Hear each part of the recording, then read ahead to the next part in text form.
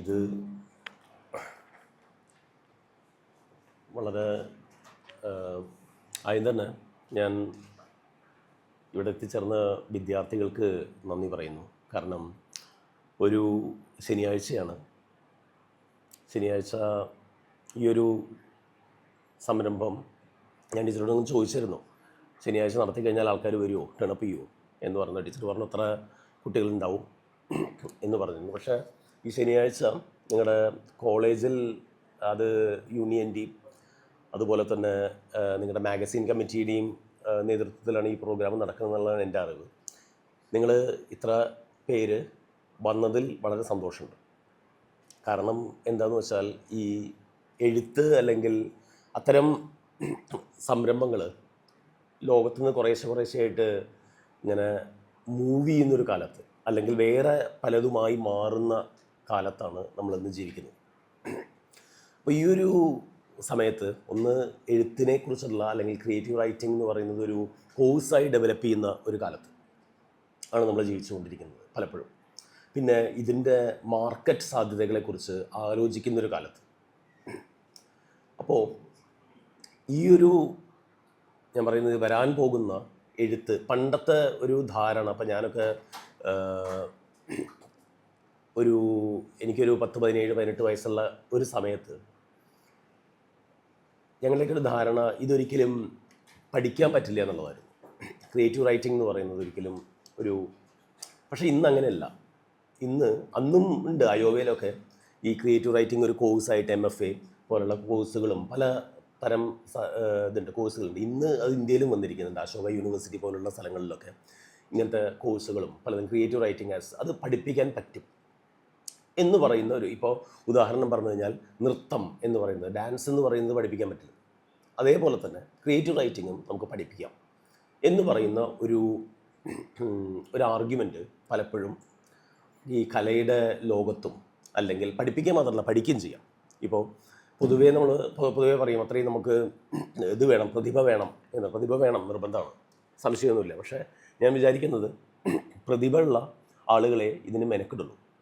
കാരണം കാരണം എഴുത്ത് എന്ന് പറയുന്നത് ഒരിക്കലും നിങ്ങൾക്ക് ജീവിതത്തിലൊരു, ഇപ്പോൾ ഉദാഹരണം പറഞ്ഞാൽ ഫെയിമാണ് നിങ്ങൾ ആഗ്രഹിക്കുന്നതെന്നുണ്ടെങ്കിൽ എഴുത്തുകാരനായിട്ട് വലിയ ഫെയിമൊന്നും ഉണ്ടാവില്ല. അതിലും ഫെയിം ഉണ്ടാവാൻ പറ്റുന്നത് മേഖല സിനിമയാണ്, അല്ലെങ്കിൽ അതുപോലുള്ള ദൃശ്യമാധ്യമങ്ങളിൽ നിന്ന് ധാരാളമുണ്ട്. ഈ മറ്റേ നെറ്റ്ഫ്ലിക്സിൻ്റെ രൂപത്തിലും പല രൂപങ്ങളിലുമായി ഈ അത്തരം സാധനങ്ങൾ ധാരാളമുണ്ട്. അതുപോലെ പണമാണെന്നുണ്ടെങ്കിൽ വേറെ എത്ര ബിസിനസ് ഉണ്ട്. അപ്പോൾ ഇതൊന്നുമല്ല. എന്നിട്ടും ഈ ശനിയാഴ്ച നിങ്ങളിവിടെ വന്നതിൽ എനിക്ക് വളരെ സന്തോഷമുണ്ട്. നിങ്ങളതിന് വേണ്ടി തയ്യാറായി എന്നുള്ളതിൽ ഞാൻ നിങ്ങളുടെ യൂണിയനെയും അതുപോലെ തന്നെ നിങ്ങളുടെ ഡിപ്പാർട്ട്മെൻറ്റിനെയും ഞാൻ അപ്രീഷിയേറ്റ് ചെയ്യുന്നു. ഇത് ഞാൻ ഒരു ടൈറ്റിൽ ഇങ്ങനെ ഇട്ടതാണ്, അണ്ടർസ്റ്റാൻഡിങ് ക്രിയേറ്റീവ് റൈറ്റിംഗ് എന്ന് പറയുന്നത്. നമ്മൾ കവിതയെക്കുറിച്ചാണ് എന്നോട് സംസാരിക്കാൻ പറഞ്ഞിട്ടുള്ളത്. അത് ഞാൻ ഈ 3 കാര്യങ്ങളാണ് പറയുന്നത്. എങ്ങനെയാണ് നമ്മൾ തിങ്ക് ചെയ്യുന്നത്, ആദ്യം എങ്ങനെയാണ് ചിന്തിക്കുന്നത് എന്നുള്ളതും, ഈ ചിന്ത എങ്ങനെ എഴുത്തിലേക്ക് പകർത്തുന്നു എന്നുള്ളതും, എഡിറ്റിംഗ് എന്നുള്ള പ്രോസസ്സ്. കാരണം പലപ്പോഴും ഒരു യങ് റൈറ്റേഴ്സിൻ്റെ ഏറ്റവും വലിയൊരു പ്രശ്നം എനിക്ക് തോന്നിയിട്ടുള്ളത്, എല്ലാവരും അല്ല ഞാൻ പറയുന്നത്, എഡിറ്റ് ചെയ്യില്ല. എഴുതി കഴിഞ്ഞാൽ അത് കഴിഞ്ഞു എന്നാണ് വിചാരം. പല എഴുത്തുകാരും ഒരു 15 വർഷമൊക്കെ ഒരു നോവലോ അല്ലെങ്കിൽ എന്തെങ്കിലും ഒരു കഥയൊക്കെ എഡിറ്റ് ചെയ്തിട്ടുള്ള ഇതുണ്ട്. നിങ്ങൾ വെറുതെ ഒന്ന് ഗൂഗിൾ ചെയ്ത് നോക്കിയാൽ മതി, റൈറ്റേഴ്സിൻ്റെ എഡിറ്റിംഗ് പ്രോസസ്സ് എന്ന് പറയുന്നത്. ഞാൻ കണ്ടിട്ടുണ്ട് ഈ അലൻ ഗിൻസ്ബർഗിൻ്റെയൊക്കെ ഹൗൾ എന്നുള്ള കവിതയൊക്കെ നിങ്ങളുടെ സിലബസിൽ ചിലപ്പോൾ ഉണ്ടായിരിക്കും, സിലബസിൽ. അല്ലെങ്കിൽ ആ കവിതയൊക്കെ ഓരോ സ്റ്റാൻസ് വെച്ച് ഗിൻസ്ബർഗ് ഇങ്ങനെ എഡിറ്റ് ചെയ്തിട്ടുണ്ട്. ഓരോ ലൈൻ വെച്ച്, ഒരു ലൈനിൻ്റെ 3-4 തവണ എഴുതും. എന്നിട്ട് ഈ ലൈൻ ഇങ്ങനെയല്ല. ആ രീതിയിലുള്ള എഡിറ്റിംഗ് പ്രോസസ്സ് എന്ന് പറയുന്നത് അത് ഭയങ്കര സ്ട്രിക്റ്റ് ആയിട്ടുള്ളൊരു സാധനം തന്നെയാണ്. നമ്മളെ തന്നെ ആദം മില്ലറൊക്കെ പറയുന്ന ഒരു സംഭവമുണ്ട്, അതായത് സ്ലോട്ടർ ഹൗസ് ആയിരിക്കണം. അതായത് എഴുത്തുകാരൻ്റെ ഈ ഒരു എഡിറ്റിംഗ് പ്രോസസ്സ് എന്ന് പറയുന്ന അറവശാല ഇരിക്കണം. അതായത് കട്ട് ചെയ്ത് അതിനെ ആ ഒരു ഇറച്ചി ആളുകൾക്ക് കൊടുക്കാൻ പാകത്തിനാക്കുക. വെറുതെ റാൻഡമായിട്ട് ചെയ്തിട്ട് മൃഗത്തിനെ കൊന്ന് കൊടുക്കുകയല്ല, അത് കൃത്യമായി അത് ഫിഷ് ആണെങ്കിൽ നന്നാക്കി കൊടുക്കുക എന്ന് പറയുന്ന രീതിയിലുള്ള സ്ലോട്ടർ ഹൗസ് എന്നാണ് ആദം മില്ലറൊക്കെ ഇതിനെക്കുറിച്ച് പറയുന്നത്. ആ ഒരു എഡിറ്റിംഗ് പ്രോസസ്സ്. പിന്നെ 3-ാമത്തെ കാര്യം പബ്ലിഷിംഗ് എന്ന് പറയുന്നത്. അതുകൊണ്ട് ഞാൻ ഉറച്ചു വിശ്വസിക്കുന്നു, നമ്മൾ ഇത് മാഗസീൻ്റെ കമ്മിറ്റി വെച്ചിട്ടാണ് ഈ പ്രോഗ്രാം തുടങ്ങിയെന്നുണ്ടെങ്കിലും ഇത് മാഗസീൻ പബ്ലിക്കേഷന് വേണ്ടിയിട്ട് മാത്രമല്ല നമ്മൾ ചെയ്യുന്നത് എന്നുള്ളതും, അതിനുപരിയായി നിങ്ങൾക്ക് നിങ്ങളുടെ ജീവിതത്തിൽ ഈ ഒരു പബ്ലിഷിംഗ് സ്ട്രീംസും അല്ലെങ്കിൽ അത്തരം സാധനങ്ങളിലേക്ക് പരിചിതമാവേണ്ട കാര്യം കൂടിയിട്ട് അത് നിങ്ങൾ ചെയ്യേണ്ട ഒരു ഡ്യൂട്ടിയാണ്. എനിക്ക് അതിൻ്റെ ജസ്റ്റ് ഒരു വഴി ഞാൻ എന്താണ് ചെയ്തിരുന്നത് എന്നുള്ളത് പറയാൻ മാത്രമേ എനിക്ക് പറ്റൂ. ബാക്കി അത് നിങ്ങളുടെ കയ്യിലാണ്. എന്താണ് അതിൻ്റെ ഒരു ബേസിക് പ്രോസസ്സ് എന്നുള്ളത് പറയാം. പക്ഷേ ഇതിനൊക്കെ മുമ്പ് നമ്മൾ അഭിമുഖീകരിക്കുന്ന ഏറ്റവും വലിയൊരു ചോദ്യം, എന്തിനാണ് നിങ്ങൾ എഴുതുന്നത് എന്നുള്ളതാണ്. നിങ്ങൾക്ക് ആർക്കെങ്കിലും അതിന് ആൻസർ ഉണ്ടോ? ഇതിൽ നിങ്ങളെല്ലാവരും എഴുതുന്ന ആൾക്കാരാണെന്ന് ഞാൻ വിചാരിക്കുന്നത്. ഇതേവരെ എഴുതാത്ത ആരെങ്കിലും ഉണ്ട് അതിൽ? നിങ്ങളുടെ അധ്യാപകരുടെ പ്രഷർ കാരണം ഇവിടെ വന്ന് ഇരിക്കേണ്ടി വന്ന ആരെങ്കിലും ഉണ്ടോ? അങ്ങനെയാണെങ്കിൽ ഇതൊന്ന് പറയൂ, എന്തിനാണ് നിങ്ങൾ എഴുതുന്നത്? കാരണം അത് നമ്മൾ ഏറ്റവും ആദ്യം അറിഞ്ഞിരിക്കേണ്ട ഒരു കാര്യമാണ്. എന്തിനാണ് എഴുത്ത്? അല്ലെങ്കിൽ ഇന്നത്തെ ലോകത്ത് ഞാൻ ആദ്യം പറഞ്ഞില്ലേ, നെറ്റ്ഫ്ലിക്സിൻ്റെയും ആമസോൺ പ്രൈമിൻ്റെയും അല്ലെങ്കിൽ നമ്മുടെ മുകളിൽ വേവ്സ് ക്രിസ്ക്രോസ് ആയി നമ്മളറിയാത്ത എത്രയോ തരംഗങ്ങൾ, അത് പണ്ട് റേഡിയോ മാത്രമായിരുന്നു, ഇന്ന് അതൊന്നുമല്ല, എത്രയോ തരംഗങ്ങൾ ഇങ്ങനെ പാസ് ചെയ്തുകൊണ്ടിരിക്കുന്നു നമ്മൾ അറിഞ്ഞും അറിയാതെയും. എന്നിട്ട് നമ്മളതിൽ നിന്ന് ഈ എഴുത്ത് എന്ന് പറയുന്നൊരു സാധനത്തിൽ കുറച്ച് ആൾക്കാരെങ്കിലും, ലോകത്തെ വളരെ കുറച്ച് ആൾക്കാർ അതിൽ മുറുകെ പിടിക്കുന്നു. എന്തിനാണ് അവർ ചെയ്യുന്നത്? ഇപ്പം ഞാൻ നിങ്ങളോട് ചോദിക്കുകയാണ്, അതായത് എന്തിനാണ് നിങ്ങൾ എഴുതുന്നത്? അതും കവിത, അതും ഒരു അടുത്ത പ്രശ്നമാണ്. കാരണം എന്താണെന്ന് വെച്ചാൽ നോവൽ എഴുതുന്നു എന്ന് പറയാം കുറച്ചും കൂടിയും റീച്ചുണ്ട്. ഇപ്പം നിങ്ങളറിയാലോ, അഖിൽ പി ധർമ്മജനെയൊക്കെ വായിച്ചിട്ടുള്ള ആൾക്കാരായിരിക്കും നിങ്ങളത്, ഞാൻ വിചാരിക്കുന്നു. പെട്ടെന്ന് തന്നെ അഖിൽ പി ധർമ്മജൻ ഇപ്പോൾ ലൈം ലൈറ്റിലേക്ക് വരും. അയാളുടെ കഴിവ്, അയാളുടെ മിടുക്ക്, പിന്നെ ആ ഒരു ഫോമിൻ്റെ ഒരു കാര്യം കൂടിയുണ്ട്, നോവൽ എന്ന് പറയുന്ന ഫോം. ഇപ്പോൾ ഒരു ട്രെയിനിൽ നമ്മൾ ഒരുപാട് ആൾക്കാർ വായന മരിക്കുന്നതെന്ന് ഞാൻ വിചാരിക്കുന്നില്ല. ഒരുപാട് ഇപ്പോൾ ട്രെയിനിലൊക്കെ യാത്ര ചെയ്യുമ്പോൾ കുറച്ച് ആൾക്കാരൊക്കെ എപ്പോഴും വായിക്കുന്നുണ്ട്. അപ്പോൾ ഞാൻ പറയുന്നത് അങ്ങനത്തെ ഇപ്പോൾ ഒരുപാട് പുതിയ റൈറ്റേഴ്സും വന്നിട്ടുണ്ട് നോവലിലൊക്കെ. പക്ഷേ കവിതയിൽ ആ ഒരു രീതിയിലുള്ള റൈറ്റേഴ്സോ ഒന്നും പ്രോമിനൻ്റ് ആവുന്നില്ല. എന്നിട്ടും നിങ്ങളുടെ ബുക്ക് ഷോപ്പ് ആദ്യം സ്റ്റാർട്ട് ചെയ്യുമ്പോൾ കവിത വെച്ച് സ്റ്റാർട്ട് ചെയ്യുന്നു. ഇതിലൊരു അനീതിയില്ലേ? അല്ലെങ്കിൽ എന്താണ് കവിത ഇത്രയും കവിതയ്ക്ക് ഇത്രയും പ്രാധാന്യം കൊടുക്കാനുള്ള കാരണം എന്താണ്? അല്ലെങ്കിൽ എന്തിനാണ് നിങ്ങൾ എഴുതുന്നത്? അതാണ് എൻ്റെ ഒരു ചോദ്യം. എനിക്ക് പേരറിയാത്തതുകൊണ്ടാണ് ഞാൻ ഇങ്ങനെ ഇതാവുന്നത്. ആരെങ്കിലും ഒരാൾ പറയൂ. യെസ്, മൈക്ക് വേണം.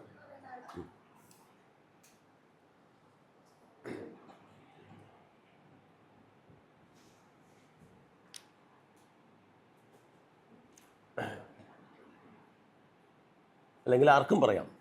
യെസ്.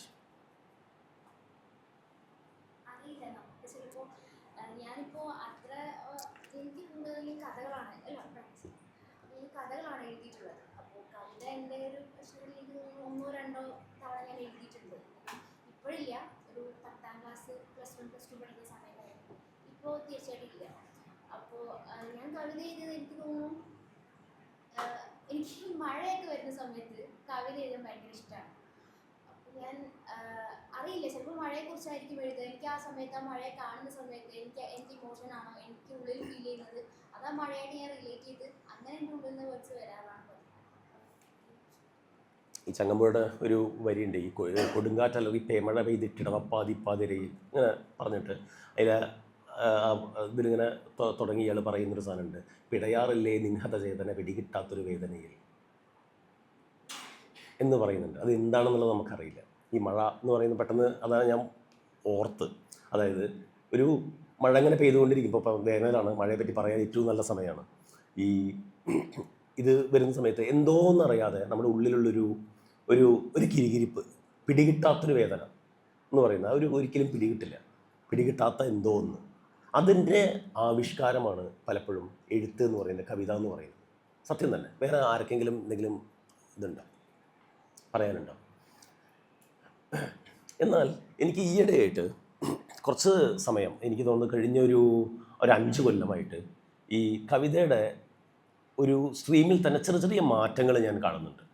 ഇപ്പോൾ ഒരു ഉദാഹരണം പറഞ്ഞു കഴിഞ്ഞാൽ, കുറച്ച് കാലം മുൻപേ, ഒരു 10-15 കൊല്ലം മുൻപേ പെൻഗ്വിനൊന്നും അധികം കവിത പബ്ലിഷ് ചെയ്തിരുന്നില്ല. കണ്ടംപററി പോയംസ് അവർ ചെയ്തിരുന്നു. ഇപ്പോൾ പെൻഗ്വിൻ്റെ ഒരു മോഡേൺ ക്ലാസിക് സീരീസ് ഉണ്ട്. അതൊക്കെ വലിയ പഴയ റൈറ്റേഴ്സ്, ഇപ്പോൾ പാബ്ലോ നെരൂദ അല്ലെങ്കിൽ യഹൂദ മിച്ചായി, അങ്ങനത്തെ ആൾക്കാരെയൊക്കെ പബ്ലിഷ് ചെയ്തിരുന്നു. അതൊന്നും മാർക്കറ്റിൻ്റെ ഒരു കാര്യമാണ്. പക്ഷേ വളരെ അടുത്ത കാലത്ത് നിങ്ങൾ ശ്രദ്ധിച്ചിട്ടുണ്ടായിരിക്കും, ഒരുപാട് Indian writers, penguin, Harper Collins, ഇവരെല്ലാവരും തന്നെ ഈ പുതിയ റൈറ്റേഴ്സിനെ പബ്ലിഷ് ചെയ്യുന്നുണ്ട്. അപ്പോൾ എനിക്കത് ഭയങ്കര ക്യൂരിയസ് ആയി. ഞാനിതിനെ ഒന്ന് പഠിക്കാൻ നോക്കിയപ്പോൾ ഇവരുടെ തീം എന്ന് പറയുന്നത്, മിക്കവാറും എല്ലാവരുടെയും തീം എന്ന് പറയുന്നത്, റൈറ്റിങ്ങിൻ്റെ തീം എന്ന് പറയുന്നത് ലോൺലിനെസ്, അല്ലെങ്കിൽ ലവ്, സ്വീറ്റ്നെസ്, അല്ലെങ്കിൽ ഫിയർ, അല്ലെങ്കിൽ അങ്ങനത്തെ തരം തീമുകളാണ് കുറച്ച് കാലമായിട്ട് വരാം. ഞാൻ കുറച്ച് കാലം മുമ്പേ വേറൊരു വർക്ക്ഷോപ്പ് ദേവനെ നടത്തി. അത് ഒരു 1 day വർക്ക്ഷോപ്പായിരുന്നു. ഒരു ദിവസം മുഴുവൻ. എനിക്കറിയാപ്പോൾ 1 മണിക്കൂർ കൊണ്ട് നമ്മളിങ്ങനെ സംസാരിച്ച് കഴിഞ്ഞാൽ പ്രത്യേകിച്ച് വലിയ ഒരു ചേഞ്ച് നമുക്ക് സംസാരിക്കാം എന്നുള്ളത് എൻ്റെ അടുത്ത് നിന്ന് നിങ്ങൾക്കും നിങ്ങളുടെ അടുത്ത് നിന്ന് എനിക്കും അങ്ങോട്ടും ഇങ്ങോട്ടും നമ്മൾ ഷെയർ ചെയ്യുന്നു എന്നാണ് ഈ 1 മണിക്കൂർ കൊണ്ട് ഞാൻ വിചാരിക്കുന്നത്. പക്ഷേ ഒരു 1 day വർക്ക്ഷോപ്പ് ഞാനൊരു സ്ഥലത്ത് നടത്തിയപ്പോൾ എനിക്കൊരു രസമുള്ള ഒരു കാര്യം എന്ന് വെച്ചാൽ, ചിലപ്പോൾ ഞാനൊരു തീം കൊടുത്തു സ്റ്റുഡൻസിന്, അവിടെ ഉള്ള ആൾക്കാർക്ക്. എന്നിട്ട് അവരോട് എഴുതാൻ പറഞ്ഞു, ഇന്ന പോലെ ചെയ്യാൻ പറഞ്ഞു. അപ്പോൾ ഇവർ ചെയ്തതെല്ലാം തന്നെ ഇൻ കണക്ഷൻ വിത്ത് ഇൻസ്റ്റഗ്രാമോ അല്ലെങ്കിൽ അങ്ങനത്തെ ഒരു ഭാഷ പുതിയൊരു ജനറേഷൻ ഉണ്ടായി വന്നിട്ടുണ്ട്. ആ ഭാഷയാണ് ഇപ്പോൾ നേരത്തെ ഞാൻ പറഞ്ഞ പെൻഗ്വിൻ പബ്ലിഷ് ചെയ്തിട്ടുള്ള പുസ്തകങ്ങളിലൊക്കെ, വളരെ അടുത്ത കാലത്ത് പബ്ലിഷ് ചെയ്തിട്ടുള്ള പുസ്തകങ്ങളിലൊക്കെ വന്നിട്ടുള്ളത്.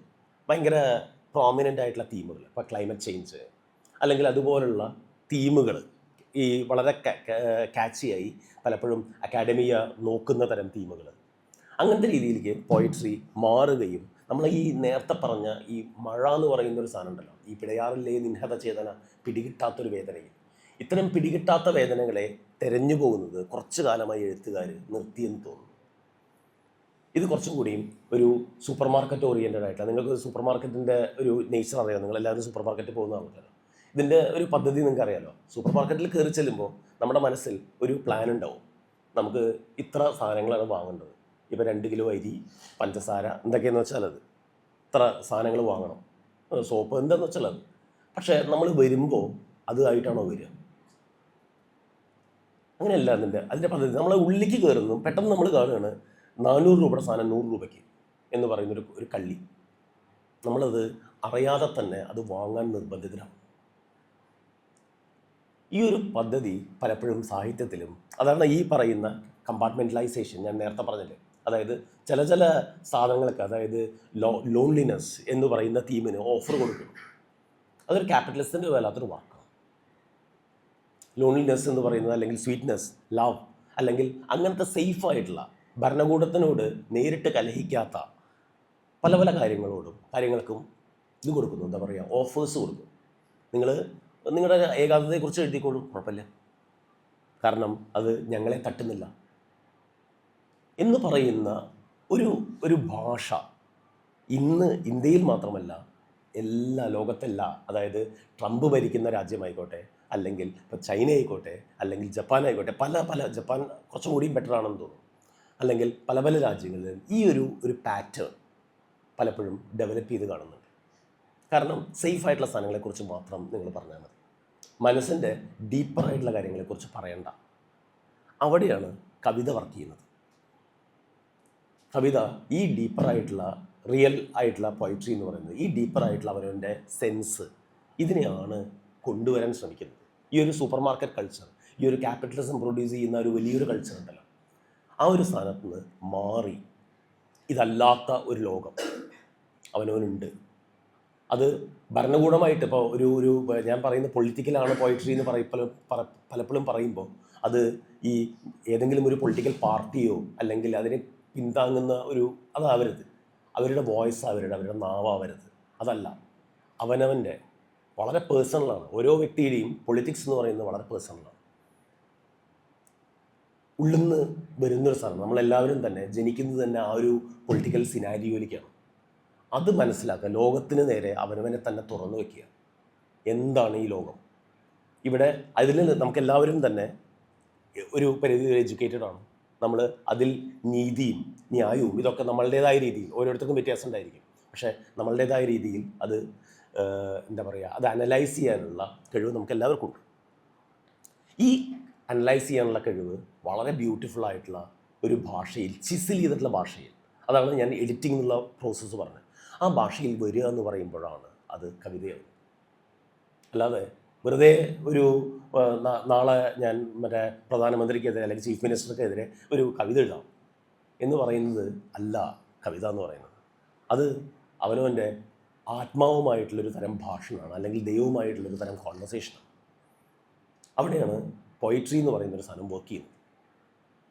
ആ സംഭവത്തിലേക്ക് നിങ്ങൾ എങ്ങനെ എത്തിപ്പെടാം എന്നുള്ള ഒരു കാര്യം. പൊതുവേ നിങ്ങൾ ആത്യന്തികമായി ചെയ്യേണ്ടത്, ഇപ്പോൾ പണ്ട് നിങ്ങൾ ആരെങ്കിലും letter to a young poet എന്ന് പറയുന്ന പുസ്തകം വായിച്ചിട്ടുണ്ടോ? Letter to a young poet, അതൊന്ന് ഞാൻ റെക്കമെൻഡ് ചെയ്യുന്നു നിങ്ങൾക്ക്. കുറച്ചൊക്കെ നെറ്റിലും ഒക്കെ കുറച്ച് ഇത് ഫ്രീ ആണ്. Letter to a young poet, അതിൽ റിൽക്കെ എന്ന് പറയുന്ന എഴുത്തുകാർ, റിൽക്കെ കേട്ടിട്ടുണ്ടായിരിക്കും നിങ്ങൾ. റിൽക്കെയുടെ റിൽക്കെയുടെ ഒരു പുസ്തകമാണ് ഈ letter to a young poet. ഇതെന്താണെന്ന് വെച്ചാൽ ഒരു യങ് ആയിട്ടുള്ള, അപ്പോൾ നിങ്ങളുടെയൊക്കെ ഒരു പ്രായമുള്ള ഒരു യങ് ആയിട്ടുള്ള ഒരു കവി റിൽക്കെയോട് വന്ന് ചോദിക്കുകയാണ്, കത്തെഴുതി ചോദിക്കുകയാണ്, നിങ്ങൾ എനിക്ക് കുറച്ച് ഉപദേശങ്ങൾ തരുമോ? എൻ്റെ കവിത ഞാൻ നിങ്ങൾക്ക് അയച്ചു തരുന്നു, കുറച്ച് നിങ്ങൾ അതിനെ കമൻറ്റ് ചെയ്യും. ഒരുപക്ഷെ നിങ്ങളും ചെയ്തിട്ടുണ്ടായിരിക്കും നിങ്ങളുടെ അധ്യാപകരോടോ അല്ലെങ്കിൽ അവരോടൊക്കെ, ചിലപ്പോൾ എൻ്റെ അല്ലെങ്കിൽ സുഹൃത്തുക്കളോട് എൻ്റെ കവിത ഇതാണ് കവിത, അതൊന്ന് എങ്ങനെ ഉണ്ടെന്നൊന്ന് പറയൂ. റിൽക്കെ പറയുന്നത് അത്തരം ഉപദേശങ്ങൾ നിങ്ങൾ കേൾക്കേണ്ട കാര്യമില്ല. കാരണം നിങ്ങളുടെയാണ് കവിത. ആത്യന്തികമായിട്ട് ഇപ്പോൾ നിങ്ങൾ സുഹൃത്തിന് കാണിച്ചു കൊടുക്കുന്നു ആദ്യത്തെ റീഡർ, നല്ല കാര്യം. പക്ഷേ ആത്യന്തികമായിട്ട് ആ കവിത നിങ്ങളുടെയാണ്. അതുകൊണ്ട് തന്നെ നിങ്ങളാണ് ആദ്യത്തെ ജഡ്ജ്. അല്ലാണ്ട് ഒരു ഫസ്റ്റ് ഡ്രാഫ്റ്റ് കഴിയുമ്പോഴേക്കും നിങ്ങൾ വേറൊരാൾക്കത് കാണിച്ചു കൊടുക്കേണ്ട കാര്യമില്ല. കാരണം അത് വേണ്ടത്ര പോളിഷ്ഡ് അല്ല. ഒരു 4-5 ഡ്രാഫ്റ്റുകൾ എഴുതൂ, നിങ്ങളതിൻ്റെ മുകളിൽ പണിയെടുക്കും. ഇല്ലാതെ ഞാൻ എഴുതി കഴിയുമ്പോഴേക്കും നേരെ വേറൊരാൾക്ക് മറ്റേ എന്താ പറയുക, നേരെ ഇൻസ്റ്റാഗ്രാമിൽ പോസ്റ്റ് ചെയ്യാനോ, അല്ലെങ്കിൽ അത് ഞാൻ വിചാരിക്കുന്നത് ഒരു മാന്യമായ രീതിയല്ല. അപ്പം നിങ്ങളുടെ ഒരു ഗസ്റ്റ് വരുന്നു നിങ്ങളുടെ വീട്ടിൽ, ആ ഗസ്റ്റിന് നിങ്ങളുടെ വീട്ടിലുള്ള ഏറ്റവും നല്ല കുറച്ച് വിഭവ സാധനങ്ങളല്ലേ നമ്മൾ കൊടുക്കാൻ ശ്രമിക്കേണ്ടത്. അതുകൊണ്ട് അത് പ്രോപ്പറായി അറേഞ്ച് ചെയ്യുക, ഗാർണിഷ് ചെയ്യുക, ഇതൊക്കെ വളരെ പ്രധാനപ്പെട്ട ഒരു സാധനമാണ്. ഇപ്പോൾ ഏത് ഭക്ഷണമാണെങ്കിലും, ഇപ്പോൾ നിങ്ങൾക്കറിയാലോ, ഒരു റെസ്റ്റോറൻറ്റിൽ നമ്മൾ പോകുന്നു, അത് വൃത്തിയായിട്ട് അത് അറേഞ്ച് ചെയ്ത് കൊണ്ടുവരിക, എങ്ങനെയെങ്കിലും കഴിച്ചോ എന്ന് പറയാതെ. അതിനൊക്കെ ഒരു മാന്യത എന്ന് പറയുന്ന സാധനമല്ലോ. കല എന്ന് പറയുന്നത് ഈ മാന്യതയാണ്. അല്ലാതെ കല എന്ന് പറയുന്നത് എന്തും ചെയ്യാനുള്ള ലൈസൻസ് അല്ല. നിങ്ങൾ പലപ്പോഴും കേട്ടിട്ടുണ്ടായിരിക്കും കലാകാരൻ എന്ന് പറയുന്നത് ഇങ്ങനെ ഇതായിട്ട് നടക്കുന്ന ഒരാളാണെന്നുള്ളത്. അതങ്ങനെയല്ല. ഏറ്റവും കൂടുതൽ ഡിസിപ്ലിൻ വേണ്ട ഒരു ജോലിയാണ് എഴുത്ത് എന്ന് പറയുന്നത്. ഒന്നും വേണ്ട, ഒരു മേശയും കസാലയുടെയും മുമ്പിൽ ഇപ്പോൾ ഒരു നോവൽ എഴുതാൻ, ദോസ്തോവ്സ്കിയുടെ ഒരു നോവൽ, ഒരു മേശയും കസാലയുടെയും മുമ്പിൽ ഒരു മനുഷ്യൻ ഇരുന്ന് മണിക്കൂറുകളോളോ ദിവസങ്ങളോളോ മാസങ്ങളോളോ ചിലപ്പോൾ വർഷങ്ങളോളോ കൊണ്ട് എഴുതിയിട്ടുള്ളൊരു സാധനമാണ്. അങ്ങനെ അതുപോലെ മേശയും കസാലയുടെ മുമ്പിൽ ഇരിക്കാൻ എനിക്ക് തോന്നുന്നില്ല ഒരു സാധാരണ ഡോക്ടർക്ക് പറ്റുന്നു, എൻജിനീയറിന് പറ്റുന്നു, കലക്ടർക്ക് പറ്റുമോ. ആ ഒരു ഡിസിപ്ലിൻ എന്ന് പറയുന്നൊരു സാധനം ആത്യന്തികമായി വേണം.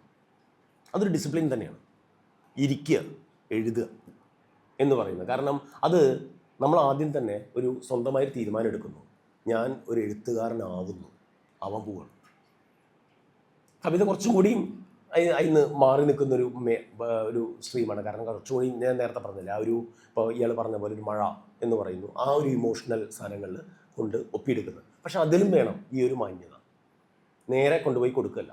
ഈ പറയുന്ന എഡിറ്റിംഗ് എന്ന് പറയുന്നൊരു സാധനം, അത് ഭയങ്കര പ്രധാനപ്പെട്ടതാണ്. ഇത് ഞാൻ പറയുന്നത് ഇപ്പോൾ കുറച്ച് നിങ്ങൾക്ക് അറിയാവുന്ന കുറച്ച് കാര്യങ്ങളാണ്, പക്ഷേ ഇതൊരു വർക്ക്ഷോപ്പ് എന്നുള്ള രീതിയിൽ ഞാനത് പറയുന്നത് മാത്രം. എന്താണ് ഇപ്പോൾ ക്രിയേറ്റീവ് റൈറ്റിംഗ്, പോയിട്രി എന്ന് പറയുന്നത്? ഇതിൽ ആത്യന്തികമായിട്ട് വേണ്ടത് ഇമാജിനേഷനാണ്. ഭാവന എന്ന് പറയുന്നൊരു സാധനം നിങ്ങൾക്ക് അല്ലാണ്ട് നോർമൽ ലൈഫ് എഴുതി വയ്ക്കലല്ല പലപ്പോഴും. അങ്ങനെ ഒരു തെറ്റിദ്ധാരണ വേണ്ട. പക്ഷേ അത് നമ്മൾ റിൽക്കെയുടെ കാര്യം പറഞ്ഞില്ലേ, അതൊന്ന് കംപ്ലീറ്റ് ചെയ്തിട്ട് ഞാൻ പറയാം. റിൽക്കെ പറയുന്നത് അതാണ്, ഈ ഇമാജിനേഷനും നിങ്ങളുടെ നോർമൽ ലൈഫും എങ്ങനെയാണ് കണക്ട് ചെയ്യുക എന്നുള്ളതാണ്. നിങ്ങൾ ഡേ ടു ഡേ ലൈഫിൽ കാണുന്ന റിൽക്കെ പറയുന്നുണ്ട്, ആദ്യമായിട്ട് എഴുതുമ്പോൾ നമുക്ക് ഒരു താല്പര്യം ഉണ്ടാവും, പ്രണയ കവിതകൾ എഴുതാം എന്നുള്ളൊരു താല്പര്യം. നോർമലി എല്ലാ മനുഷ്യർക്കും എഴുതുന്നതാണ്. ബിഗിനേഴ്സും മാസ്റ്റേഴ്സുമാണ് പ്രണയ കവിതകൾ എഴുതുന്നത്. അല്ലല്ലേ അതിൻ്റെ ഇടയിലുള്ള ആൾക്കാർക്ക് അത് വഴങ്ങില്ല. ചിലപ്പോൾ അത് ഭയങ്കര ചീസി ആയിപ്പോവും, ഭയങ്കര ബോറായിപ്പോവും, ഭയങ്കര എന്താ പറയുക, ആൾക്കാർ ബോറടിക്കുന്നു എന്നുള്ള രീതിയിൽ. അത് പ്രോപ്പർ എക്സ്പീരിയൻസിൻ്റെ ഒരു കുറവ് കൊണ്ട് വരുന്നതാണ്. അപ്പോൾ ആ ഒരു രീതിയിലുള്ള തീംസൊക്കെ മാറ്റി വെച്ച് നിങ്ങൾ ദിവസം കാണുന്ന ഓബ്ജക്ട്സിനെ കുറിച്ച്, അല്ലെങ്കിൽ നിങ്ങൾക്ക് കിടന്ന വലിയ ഫിലോസഫി ഒന്നും വേണ്ട ഒരു കവിതയ്ക്ക്. ഇപ്പോൾ ഇതേപോലെ ഒരു മൺഗ്ലാസ്, ഇത് ഇപ്പോൾ പറയുകയാണ്, ഈ ഒരു മൺഗ്ലാസിനെ കുറിച്ച് നിങ്ങൾക്കൊരു കവിത എഴുതാൻ പറ്റും. ഇതൊരു സാധാരണ ഗ്ലാസ്സാണ്. ഈ ഗ്ലാസ് പൊട്ടി പോകുന്നതിനെ കുറിച്ചാവാം, അല്ലെങ്കിൽ ബാക്കിലേക്ക് പോയി ഏത് മണ്ണിൽ നിന്നാണ് ഈ ഗ്ലാസ് വന്നത് എന്നുള്ളതിനെ കുറിച്ചാവാം, ഇതൊരാൾ നിർമ്മിക്കുന്നതിനെ കുറിച്ചാവാം, അല്ലെങ്കിൽ ഇതൊരു കമ്പനി എങ്ങനെ ഇത്തരം ഗ്ലാസ്സുകൾ നിർമ്മിച്ച് ഈ പറയുന്ന എന്താ പറയുക, ഈ മണ്ണാണ് ഏറ്റവും പ്രധാനം എന്നുള്ള രീതിയിലുള്ള ഒരു തരം ബയോ പൊളിറ്റിക്സ് നമ്മുടെ മേലെ ഇംപ്ലിമെൻ്റ് ചെയ്യുന്നതിനെ കുറിച്ചാവാം, അല്ലേ? എന്ത് വേണമെങ്കിലും ആവാം. അതിന് അനന്തമായ സാധ്യതകളുണ്ട് ഓരോ സബ്ജക്റ്റിനും. അതാണ് ഈ ഇമാജിനേഷൻ എന്ന് പറയുന്നത്. അതാണ് റിൽക്കെ പറയുന്നത്, നിങ്ങൾ ഡേ ടു ഡേ ലൈഫിൽ നിങ്ങൾ കാണുന്നതിനെ കുറിച്ച്. കാരണം നിങ്ങൾ കണ്ടത് എക്സ്പീരിയൻസ്, നിങ്ങളുടെ ശരീരം കൊണ്ട് അനുഭവിച്ച കാര്യങ്ങളാണ് നിങ്ങൾക്ക് എഴുതാൻ പറ്റുള്ളൂ. അല്ലാണ്ട് ഇപ്പോൾ എനിക്ക് പറ്റുന്ന തോന്നുന്നില്ല, എനിക്ക് പാലസ്തീനെ കുറിച്ചും ഇസ്രായേലിനെ കുറിച്ചും ഇവിടെ ഇരുന്നുകൊണ്ട് പെട്ടെന്നുള്ളൊരു കവിത എഴുതാൻ എനിക്ക് പറ്റാൻ സാധ്യത കുറവാണ്. അല്ലെങ്കിൽ ടി വി എന്ന് പറയുന്നത് അത്രയും തന്നെ ഞാൻ അതിനെക്കുറിച്ച് എഴുതും. എപ്പോഴാണെന്ന് വെച്ചാൽ ഞാനത് കാണുമ്പോൾ, എക്സ്പീരിയൻസ് ചെയ്യുമ്പോൾ, എൻ്റെ ശരീരം വെച്ച് അത് എക്സ്പീരിയൻസ് ചെയ്യും. അത് വളരെ പ്രധാനപ്പെട്ട ശരീരത്തിൻ്റെ എക്സ്പീരിയൻസ് എന്ന് പറയുന്നത്. മറ്റേത് പലപ്പോഴും ഒരു പുസ്തകം, അത് നമ്മൾ ഈ പറയില്ലേ ക്ലോസറ്റ് റീഡിങ് എന്ന് പറയുന്ന ഇത് പറയില്ല, പുസ്തകങ്ങളിൽ നിന്ന് മാത്രം അറിവ്. ശരി, പക്ഷെ അങ്ങനത്തെ എഴുത്തുകാരുണ്ടായിരുന്നു. ഇപ്പോൾ മാർഷൽ പ്രൂസ്റ്റൊക്കെ അങ്ങനെയാണ്. പ്രൂസ്റ്റ് പൊതുവെ റൂമിൽ നിന്ന് പുറത്തു പോയിട്ടില്ല. അറിയാലോ നിങ്ങൾക്ക്, പ്രൂസ്റ്റിന് ആസ്മ വളരെ പ്രധാനമാണ്. ഇപ്പോൾ ലിറ്ററേച്ചറിൽ തന്നെ വളരെ ഫേമസ് ആയിട്ടുള്ളൊരു ഐഡിയയാണ് മാർഷൽ പ്രൂസ്റ്റിൻ്റെ. അയാൾക്ക് ആസ്മയായിരുന്നു, അതുകൊണ്ട് പുറത്തു പോകാൻ പറ്റിയിരുന്നില്ല. പക്ഷേ അയാളൊരു മുറിയുടെ ഉള്ളിലിരുന്ന് കാരണം അത്രയും എക്സ്പീരിയൻസ് മുമ്പ് ലൈഫിലുണ്ടാവും, അല്ലെങ്കിൽ ആ ഒരു എക്സ്പീരിയൻസ് വായനയിലൂടെ ഏറ്റെടുക്കുന്നു. അതാണ് വായനയും വളരെ പ്രധാനപ്പെട്ടത്. ഒരു ലോകം, കാരണം ഒരു പുസ്തകം നിങ്ങൾക്ക് തരുന്നത് എന്താ, ഒരു ലോകമാണ്. ആ ലോകത്തിലേക്ക് നിങ്ങൾ സ്വയം അടുപ്പിക്കുക, ആ ലോകം നിങ്ങളുടേതായി മാറുക, നിങ്ങൾ ആ ലോകത്തിൻ്റെ ഭാഗമാവുക. ഇതാണ് അതിൻ്റെ പ്രോസസ്സ് എന്ന് പറയുന്നത്. അങ്ങനെയാകുമ്പോൾ നിങ്ങൾക്കത് ശരീരം കൊണ്ട് അനുഭവിക്കാനും അതിൻ്റെ ഒരു വ്യാപ്തി മനസ്സിലാക്കാനും നിങ്ങൾക്ക് തീർച്ചയായും സാധിക്കും എന്ന് തോന്നുന്നു. പിന്നെ ഞാൻ പറഞ്ഞില്ലേ, ക്രിയേറ്റീവ് റൈറ്റിംഗ് എന്ന് പറയുന്നത് പോയട്രി, ഫിക്ഷൻ, ഡ്രാമ എല്ലാം ഈ പ്രോസസ്സ് തന്നെയാണ്. അതിലുള്ള കവിതയ്ക്ക് ഒരു പ്രത്യേക നിയമം അല്ലെങ്കിൽ അങ്ങനെ ഒരു സാധനമില്ല. ആത്യന്തികമായി പെന്നും പേപ്പറും അല്ലെങ്കിൽ നിങ്ങളുടെ ലാപ്ടോപ്പോ വെച്ച് ഇരിക്കുക എന്ന് പറയുന്നതാണ് ഏറ്റവും പ്രധാനപ്പെട്ട ഒരു സാധനം. നിങ്ങൾക്കതിന് സമയമുണ്ടോ ഇല്ലയോ, അതാണ് എൻ്റെ ഒരു ചോദ്യം. കാരണം ഇന്ന് ശരിക്കും പറഞ്ഞാൽ ഞാൻ ബാംഗ്ലൂർ പോകേണ്ട ഒരാളാണ്. അപ്പോൾ നിങ്ങളുടെ ടീച്ചർ എന്നെ കുറച്ച് ദിവസം മുമ്പ് 2-3-4 ദിവസം മുമ്പ് വിളിച്ചു, പറഞ്ഞു അന്ന് ശനിയാഴ്ച വെച്ചോ. അത് എനിക്ക് എത്ര ഇതുണ്ടായിരുന്നില്ല, ശനിയാഴ്ച വെച്ച് കഴിഞ്ഞാൽ ഞാൻ അതിന് മെനക്കെടണ്ടേ രാവിലെ. പക്ഷേ ഞാൻ വിചാരിച്ചു നിങ്ങളെ കുറച്ച് ആൾക്കാരെ കാണാം. അതായത് എനിക്ക് ഒരു പരിചയമില്ലാത്ത നിങ്ങൾക്ക് വേണ്ടി ഞാൻ ഈ 1 മണിക്കൂർ, എൻ്റെ ലൈഫിൽ 1 മണിക്കൂർ തരുന്നുണ്ടെങ്കിൽ നിങ്ങൾക്ക് വേണ്ടി ഒരു ദിവസം 1 മണിക്കൂർ മാറ്റി വയ്ക്കാൻ സമയമുണ്ടോ? അതൊരു ചോദ്യം, നിങ്ങൾ ഉത്തരം പറയേണ്ടതാണ്. പിന്നെ വായന തുടങ്ങുന്നതിനെക്കുറിച്ച് വലിയ ഇതൊന്നും ചെയ്യണ്ട. ദിവസം 1 പേജ് വായിക്കാൻ പറ്റും. ഒരു ദിവസം 1 പേജ്, ഒരു മാസം 30 പേജ് വായിച്ചാൽ. പിന്നെ അത് ഡെവലപ്പ് ചെയ്യുന്നുണ്ടെങ്കിൽ തന്നെ ഡെവലപ്പ് ചെയ്യട്ടെ. അപ്പോൾ നിങ്ങൾ അതിനു വേണ്ടി ഇരിക്കുക, ഒരു പുസ്തകം എടുത്ത് വെറുതെ ഒരു ദിവസം 1 പേജ്, അതൊരു ചലഞ്ചായി ഞാൻ പറയുകയാണ്, ഒരു ചലഞ്ച് എന്നുള്ള രീതിയിൽ. അങ്ങനെ ഒരു മാസം 30 ദിവസം കൺസിസ്റ്റൻ്റായിട്ട് ചെയ്യാൻ പറ്റുന്നുണ്ടോ? ചെയ്ത് 30ാമത്തെ ദിവസം എത്തുമ്പോഴേക്കും നിങ്ങൾക്ക് അതിൽ താല്പര്യം, ജെനുവിനായിട്ടുള്ള താല്പര്യം വരുന്നു. ഇല്ല എന്നുണ്ടെങ്കിൽ വിട്ടേക്കും, അത് നിങ്ങളുടെ കപ്പ് ഓഫ് ടീ അല്ല. അല്ലെങ്കിൽ എഴുത്ത്, വായന, ഇതൊന്നും നിങ്ങൾക്ക് പറഞ്ഞിട്ടുള്ളത്. അങ്ങനെ ചില ആൾക്കാരുണ്ടാവാം അല്ലേ, വലിയ ബിസിനസ്സുകാരോ അല്ലെങ്കിൽ അങ്ങനെയൊക്കെ ചെയ്യേണ്ട ആൾക്കാരുണ്ടാവും. എല്ലാവരും ഇതിലുള്ളതാണ്. പക്ഷേ ഇതൊന്ന് ശ്രമിച്ചു നോക്കൂ. ഒരു ദിവസം 1 പേജ്, ഈ 1 പേജ് കഴിഞ്ഞ് പിന്നെയും നിങ്ങൾക്ക് അത് കഴിഞ്ഞ് ഒരു 20ാമത്തെ ദിവസമൊക്കെ, ആദ്യമൊക്കെ നമ്മളിങ്ങനെ കടിച്ചു പിടിച്ചിരിക്കുന്നതാണ്. 20ാമത്തെ ദിവസമൊക്കെ 2ാമത്തെ പേജിലേക്ക് നിങ്ങളുടെ കണ്ണ് പതുക്കെ പോകുന്നുണ്ടെങ്കിൽ നിങ്ങൾ മനസ്സിലാക്കേണ്ട ഒരു കാര്യം, അത് നിങ്ങൾ ഇഷ്ടപ്പെടുന്നുള്ളതാണ്. ആ പ്രോസസ്സ് ഉണ്ടല്ലോ, നിങ്ങൾ അതിന് വേണ്ടിയിട്ടുള്ള ആൾക്കാരും കൂടിയാണ്, വേറെ പലതും ചെയ്യുന്നത് പോലെ. അപ്പോൾ അതൊന്ന് പ്രാക്ടീസ് ചെയ്യാൻ ഞാൻ റെക്കമെൻഡ് ചെയ്യും. ഇപ്പോൾ റിൽക്കെ പറയുന്നതാണ്, അതായത് നിങ്ങൾ ചുറ്റും ഈ പൂക്കളെക്കുറിച്ച് എഴുത്തിലേക്ക് തിരിച്ചു വരാം. അത് പൂക്കളെക്കുറിച്ച് അല്ലെങ്കിൽ എന്തൊക്കെയാണെന്ന് വെച്ചാൽ അതിനെക്കുറിച്ചൊക്കെ എഴുതും. എന്നിട്ടും നിങ്ങളുടെ കവിത ബോറാവുന്നുണ്ടെങ്കിൽ അത് ആരുടെ പ്രശ്നമാണ്? എന്നിട്ടും വേണ്ടത്ര നിങ്ങളുടെ കവിതയിൽ ആ ഒരു ഇത് വരുന്നില്ല എന്നുണ്ടെങ്കിൽ അത് നിങ്ങളുടെ മാത്രം പ്രശ്നമാണ്. കാരണം നിങ്ങൾക്ക് അതിനുള്ള എക്സ്പീരിയൻസ് ഇല്ല. അതിന് ചെയ്യേണ്ടത് എക്സ്പീരിയൻസ് ഉണ്ടാക്കുക എന്നുള്ളതാണ്. യാത്ര വഴി, വായന വഴി, പല സിനിമ അല്ലെങ്കിൽ എന്തൊക്കെ ഇതാണോ, നല്ല സുഹൃത്തുക്കൾ, അല്ലെങ്കിൽ ലോകം വലുതാവുക. ഒരു ദിവസം രാവിലെ എണീക്കുന്നു, അല്ലെങ്കിൽ ബാഗിൽ പുസ്തകം വയ്ക്കുന്നു, കോളേജിലേക്ക് വരുന്നു, ഇവിടെ ടീച്ചർമാരോട് സംസാരിക്കുന്നു, സുഹൃത്തുക്കളോട് കുറേ സംസാരിക്കുന്നു, ക്യാൻറ്റീനിൽ പോയി ചായ കുടിക്കുന്നു, തിരിച്ചു വരും. ഇത് എക്സ്പീരിയൻസ് ആണ്. പക്ഷേ എല്ലാ ദിവസവും ഈ എക്സ്പീരിയൻസ് നിങ്ങളുടെ ലൈഫിൽ റിപ്പീറ്റ് ചെയ്ത് വരുന്നുണ്ടോ എന്നുള്ളത് നിങ്ങൾ തന്നെ നോക്കേണ്ടതാണ്. അതല്ലാതെ ഒരു പുതിയ ലോകത്തിലേക്ക് നിങ്ങൾ കാലെടുത്ത് വയ്ക്കാൻ പറ്റുന്നുണ്ടോ? ഞാൻ പറഞ്ഞ ആഴ്ചയിൽ ഒരിക്കലെങ്കിലും ഒരു പുതിയ ഒരു മനുഷ്യരെയോ ഒരു പുസ്തകത്തിനെയോ നിങ്ങളുടെ ലോകത്തേക്ക് കൊണ്ടുവരാൻ പറ്റുന്നുണ്ടോ? ഇല്ലയെന്നുണ്ടെങ്കിൽ നമ്മൾ ലൈഫിലേക്ക് മുന്നോട്ട് പോകുന്നില്ല. എഴുത്തിലേക്കും അങ്ങനത്തെ ആൾക്കാർ മുന്നോട്ട് പോകില്ല. പലപ്പോഴും എനിക്ക് തോന്നുന്നത് മലയാള കവിത പലപ്പോഴും ഗ്രിപ്പ് പിടിക്കാത്തതിൻ്റെ, അല്ലെങ്കിൽ പലപ്പോഴും ഒരു സ്റ്റേജ് കഴിഞ്ഞ് അടുത്ത സ്റ്റെപ്പിലേക്ക് പോവാത്തതിൻ്റെ ഏറ്റവും വലിയ പ്രശ്നം ഇവിടുത്തെ കോളേജസ് അല്ലെങ്കിൽ സ്കൂൾ മാഷുമാരാണ്. കാരണം എന്താണെന്ന് വെച്ചാൽ ഇവരുടെ ലൈഫ് ഭയങ്കര സെക്യൂറാണ്, സേഫാണ്. രാവിലെ കോളേജിലേക്ക് വരുന്നു, കുറച്ച് കാര്യങ്ങളൊക്കെ ചെയ്യുന്നു, കുറച്ച് ഗോസിപ്പൊക്കെ പറയുന്നു, അല്ലെങ്കിൽ കുറച്ച് സ്റ്റുഡൻസിൻ്റെ ഗുഡ് മോർണിംഗ് ഗുഡ് ആഫ്റ്റർനൂണും ഒന്നും മീൻ ചെയ്യാത്ത ഗുഡ് മോർണിംഗ് ഗുഡ് ആഫ്റ്റർനൂണും വരുന്നു.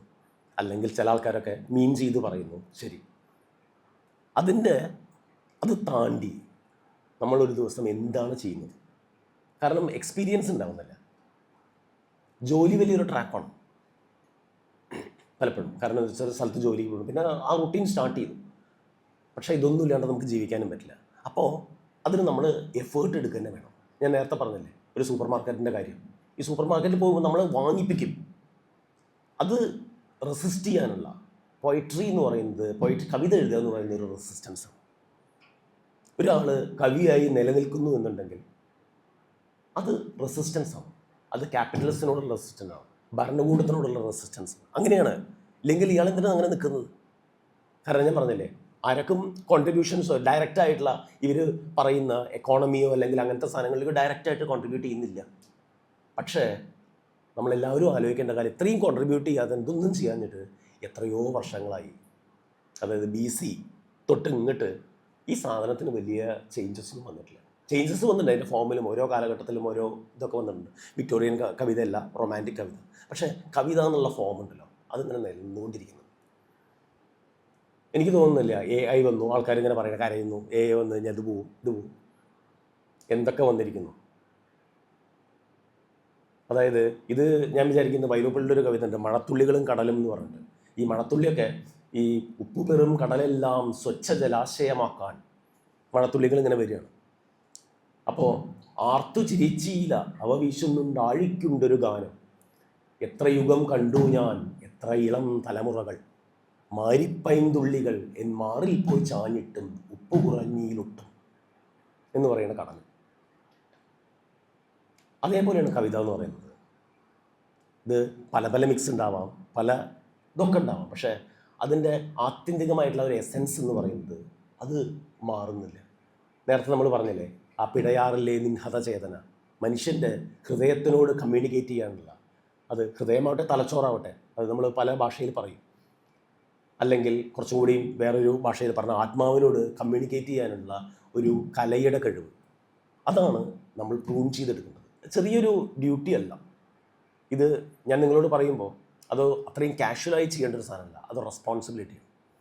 കാരണം ഒരു സൊസൈറ്റിയെ ഡിസൈൻ ചെയ്യുന്നതും ഭാവനയിൽ കാണുന്നതും ആണ്, അതൊരു റെസ്പോൺസിബിലിറ്റിയാണ്. ആ റെസ്പോൺസിബിലിറ്റി നിങ്ങൾക്ക് ഏറ്റെടുക്കാൻ പറ്റില്ല എന്നുള്ളതാണ് ആദ്യത്തെ ചലഞ്ച്. അങ്ങനെയാണെങ്കിലാണ് നമ്മൾ, കാരണം അതൊരു മേജറായിട്ടുള്ള കാര്യമാണ്, അതൊരു ചെറിയൊരു സാധനമല്ല. ഒരു ജോലിക്കോ ഇതിനൊന്നും വേണ്ടിയിട്ടല്ലാതെ ഒരാൾ എഴുതിക്കൊണ്ടിരിക്കുന്നു. ഒരു ചെറിയ പുഴു ചെസ്നട്ടിലേക്ക് കുഴിക്കുന്നത് പോലത്തെ ഒരു കാര്യമായിരിക്കും ഒരു പക്ഷേ. അല്ലെങ്കിൽ മണ്ണിൻ്റെ ഉള്ളിൽ നിന്ന് മണ്ണിന് ഈ ആവശ്യമുള്ള നൈട്രജനോ അല്ലെങ്കിൽ അത്തരം ഇത് നമ്മളൊരിക്കലും അറിയുന്ന പോലുമില്ല. മണ്ണിന് എന്താണ് അവിടെ ചെയ്തുകൊണ്ടിരിക്കുന്നത്. മണ്ണിനെ പുനഃസ്ഥാപിക്കുകയാണ് ചെയ്തുകൊണ്ടിരിക്കുന്നത്. മണ്ണിനെ ഹീൽ ചെയ്യാണ് മണ്ണിനെ ചെയ്യുന്നത്. നമ്മൾ ഈ നശിപ്പിച്ചിട്ടുള്ള മണ്ണും സാധനമൊക്കെ ഉണ്ടല്ലോ, അതിനെ ഹീൽ ചെയ്യാണ് മണ്ണിനെ ചെയ്യുന്നത്. തിരിച്ച് നൈട്രജനോ അല്ലെങ്കിൽ അങ്ങനെ പല സാധനങ്ങളോ മണ്ണിലേക്ക് നിറയ്ക്കുകയാണ്. അതേപോലെ ഒരു എഴുത്തുകാരൻ, അതേ ഡ്യൂട്ടിയാണ് ഒരു എഴുത്തുകാരൻ, ഒരു കവി സമൂഹത്തിൽ ചെയ്തുകൊണ്ടിരിക്കുന്നത്. അത് വളരെ പ്രധാനം തന്നെയല്ലേ. ആ റെസ്പോൺസിബിലിറ്റിയാണ് ഞാൻ വിചാരിക്കുന്നത് നിങ്ങളത് ചെയ്യാനും അല്ലെങ്കിൽ ഇത് ചെയ്യാനും. പിന്നെ ഇതാണ് നിങ്ങൾ ഈ എൻഹാൻസ് ക്രിയേറ്റിവിറ്റി എന്ന് പറയുന്നത്, നിങ്ങളുടെ സെൽഫ് എക്സ്പ്രഷൻ, ക്രിട്ടിക്കൽ തിങ്കിങ് അല്ലെങ്കിൽ അത്തരം സാധനങ്ങൾ വഴി നിങ്ങൾ ചെയ്യേണ്ടത്. പിന്നെ ഇത് പോയിട്രിയെ യുണീക്കാക്കുന്നത് അതിൻ്റെ സൗണ്ട്, റിതം, അറിയാലോ, പല താളമുണ്ട്, അല്ലെങ്കിൽ അങ്ങനെ പല പല സാധനങ്ങളുണ്ട്. സിമ്പിൾസ് നിങ്ങൾക്ക് ഉപയോഗിക്കാം, ചിഹ്നങ്ങൾ, അല്ലെങ്കിൽ സിമ്പിൾസ് എന്നൊക്കെ പറഞ്ഞാൽ അറിയാലോ, നിങ്ങൾ ലിറ്ററേച്ചർ പഠിക്കുന്ന ആൾക്കാർ അല്ലേ ഇത് മുഴുവൻ?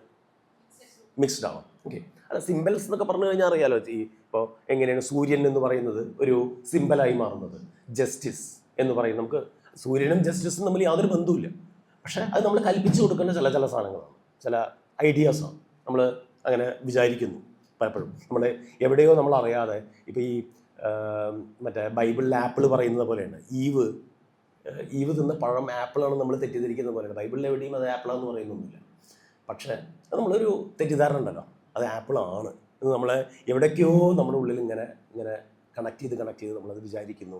അല്ലെങ്കിൽ ഇപ്പോൾ എപ്പോഴും തന്നെ ഈ അമരി ബറാക്കയുടെ മറ്റേ ഇതുണ്ടല്ലോ, എന്താ ഡച്ച്മാനിൽ ഈ പറയുന്നൊരു ഇതുണ്ട്, ഒരു ആപ്പിൾ തിന്നുന്ന സ്ത്രീ ഉണ്ട്. അവരെ ഈവായിട്ടാണ് പലപ്പോഴും മറ്റേ ക്രിറ്റിക്സൊക്കെ പറയുന്നത്. ഈ ആപ്പിളിൻ്റെ പ്രശ്നമാണ്, പാവം ആപ്പിൾ. നമ്മുടെ ഈ പഞ്ചതന്ത്രം കഥകളിലെ കുറുക്കൻ്റെ പോലെ, കുറുക്കൻ എപ്പോഴും സൂത്രക്കാരനാണല്ലോ. ഈ കുറുക്കനും സൂത്രവും തമ്മിൽ എന്തെങ്കിലും ബന്ധമുണ്ട്, പക്ഷേ നമ്മൾ കുറുക്കനെ ഒരു സൂത്രക്കാരനായ കുറുക്കൻ എന്ന് പറഞ്ഞിട്ട് അസ്ക്രൈബ് ചെയ്ത് കൊടുക്കും. അതേപോലെ ഉള്ള കുറേ ഈ പറഞ്ഞ പോലെ നമ്മൾ അസ്ക്രിപ്ഷൻ, അതുപോലെ പെർസോണിഫിക്കേഷൻ, അങ്ങനെ കുറേ ടെക്നിക്സ് പോയിട്രിയിൽ ഉണ്ട്. അത് ആദ്യം തന്നെ നമുക്ക് വേണ്ടത് ഒരു ഇൻസ്പിറേഷനാണ്, ഒരു ഐഡിയ എന്ന് പറയുന്നത്. ഇത് പല രീതിയിൽ നമുക്ക് കിട്ടാം.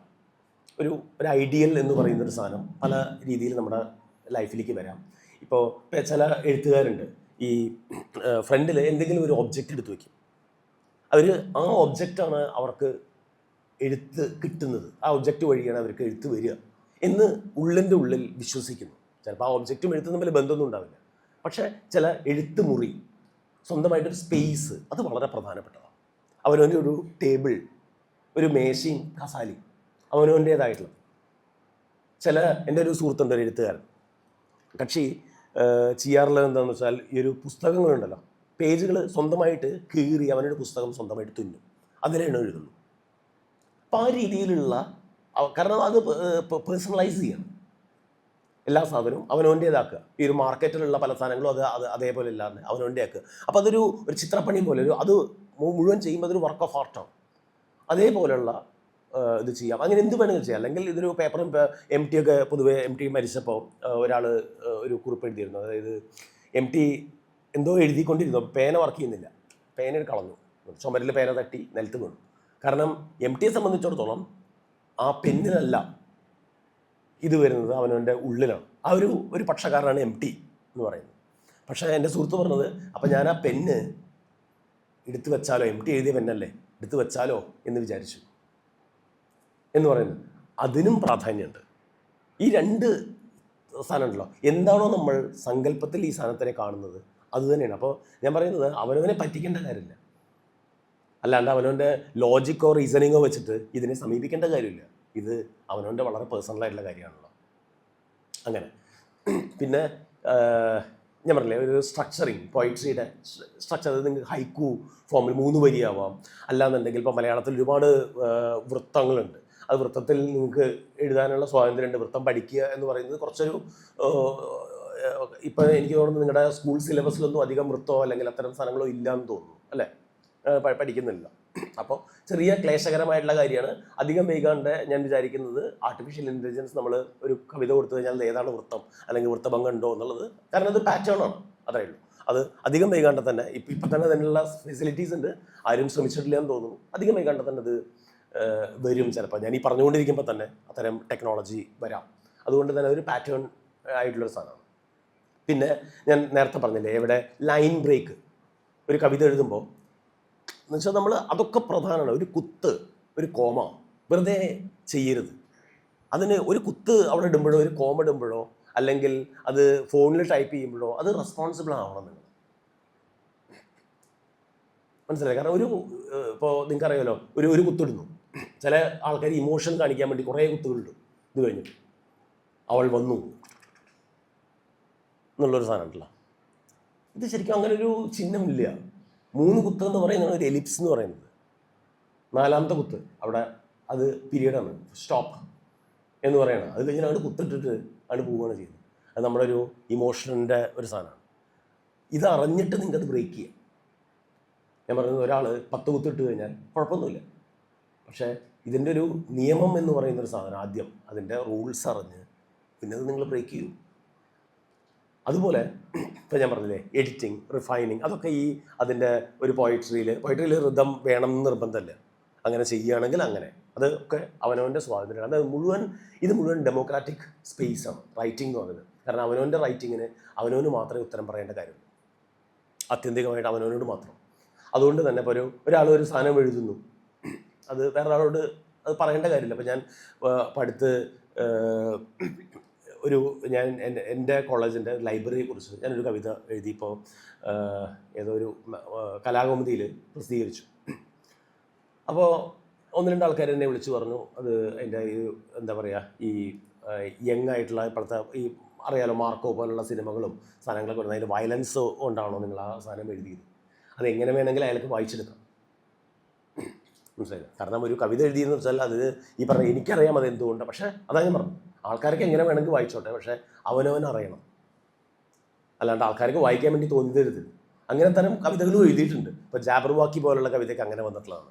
അറിയാലോ, ജാബർവാക്കി എന്ന് പറയുന്നത് ഈ മറ്റേ ആലിസ് ഇൻ വണ്ടർലാൻഡ് ഉണ്ടല്ലോ, ആലിസ് ഇൻ വണ്ടർലാൻഡ് അറിയാലോ നിങ്ങൾക്ക്. ആ പുസ്തകത്തിൽ വരുന്ന ഒരു കവിതയാണത് ജാബർവാക്കി എന്ന് പറയുന്നത്. അബ്സർഡ് പോയിട്രിയാണ്. അത് മലയാളത്തിൽ വിവർത്തനം ചെയ്യുമ്പോൾ ഞാൻ ഒരു 3-4 എഡിഷൻസ് നോക്കിയിട്ടുണ്ട്. ഈ സാധനം വരുമ്പോൾ വിവർത്തകർ വിടുന്നത്. കാരണം അത് എങ്ങനെയാണ് ഇത് വിവർത്തനം ചെയ്യുന്നത്, അത് അബ്സേർഡായിട്ട് വിവർത്തനം ചെയ്യണം. കാരണം നമ്മൾ ഈ വിവർത്തനം ട്രാൻസ്ലേറ്ററിൻ്റെ ഏറ്റവും വലിയൊരു പ്രശ്നം അതാണ്. കാരണം ഓതർ ഇൻറ്റൻറ്റ് ചെയ്തിട്ടുള്ളത് ഒരു വിധം വൃത്തിയായിട്ട് കൊണ്ടുവരിക എന്ന് പറയുന്നത്. ജാബർവാക്കി അങ്ങനെ ഒരു ഇൻറ്റൻഷൻ ഉണ്ടോ എന്നുള്ളത് അറിയില്ല, പക്ഷെ അത്രയും അബ്സേർഡ് ആയിട്ടുള്ള ഒരു സാധനം. ദാറ്റ് ജുബ് ജുബ് ബേർഡ്, എന്താ ഈ ജുബ് ജുബ് അറിയില്ല. അപ്പോൾ ആ രീതിയിലുള്ള ഒരു സ്ട്രീമുണ്ട്. പിന്നെ നിങ്ങളിതൊക്കെ കഴിഞ്ഞിട്ട് നിങ്ങളൊരു കവിത ഫൈനലൈസ് ചെയ്യുക, നിങ്ങൾ എഴുതി കഴിഞ്ഞു. അപ്പോൾ നിങ്ങൾക്ക് നിങ്ങളുടെ സുഹൃത്തുക്കൾക്കോ അല്ലെങ്കിൽ നിങ്ങളുടെ ഇമ്മീഡിയറ്റ് ആയിട്ടുള്ള ആദ്യ വായനക്കാർക്ക് അത് ചെയ്യാം. അത് കഴിഞ്ഞ് അവർ പലപ്പോഴും ഇന്ന വരി തെറ്റായിപ്പോയി അല്ലെങ്കിൽ ഇന്ന ഭാഗത്ത് കവിത ഇല്ല എന്നൊക്കെ പറയും. ആ സമയത്ത് നിങ്ങളത് ചിസിൽ ചെയ്യാൻ നിങ്ങൾക്ക് താല്പര്യമുണ്ടെങ്കിൽ അത് വെട്ടിക്കളയാം. അത് ഭയങ്കര പ്രധാനപ്പെട്ടൊരു പ്രോസസ്സാണ്. ഇപ്പോൾ പിന്നെ കവിതയിൽ ഞാൻ നേരത്തെ പറഞ്ഞു ഇമേജറി, സിംബലിസം, ഇതെല്ലാം തന്നെ ഒരു ചിത്രങ്ങൾ കൊണ്ടുവരുന്നൊരു സാധനമാണ്. അത് നിങ്ങൾക്ക് ഉപകരിക്കും. കാരണം എന്ന് വെച്ചാൽ നിങ്ങളൊരു ദൃശ്യങ്ങളെ കൊണ്ടുവരാൻ ആഗ്രഹിക്കുന്നുണ്ടെങ്കിൽ ചില കവിതകളുണ്ട്. ഇപ്പോൾ ഈ എന്താ പറയുക, അപ്പോൾ എനിക്ക് തോന്നുന്നത് ഈ ആരുടെ കവിതയാണ്,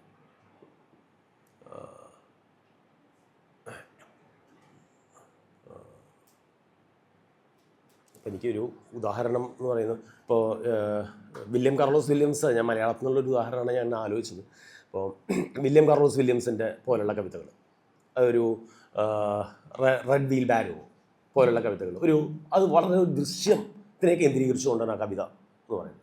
ഒരു വീൽ ബാരോ, ഒരു ചുവന്ന ഒരു ഉന്തുവണ്ടി പോലുള്ള സാധനം നിൽക്കുകയാണ്, അതിൻ്റെ തൊട്ടപ്പുറത്ത് ചുവന്ന ഉന്തുവണ്ടി, മഴ പെയ്യുന്നുണ്ട്, അതിൻ്റെ തൊട്ടടുത്ത് കുറച്ച് കോഴിക്കുട്ടികൾ നിൽക്കുന്നുണ്ട്. ഇതാണ് കവിത. അത് നമുക്ക് കാണാൻ പറ്റും, ആ കവിത വായിക്കുമ്പോൾ തന്നെ നമുക്കത് കാണാം. അങ്ങനെ ദൃശ്യത്തിന് പ്രാധാന്യമുള്ള കവിതകൾ എഴുതുന്ന സമയത്ത് നിങ്ങൾക്ക് കൂടുതൽ ഇമേജറീസ്, അതുപോലെ തന്നെ സിംബൽസും അത്തരം സാധനങ്ങൾ നിങ്ങൾക്ക് ഉപയോഗിക്കാം.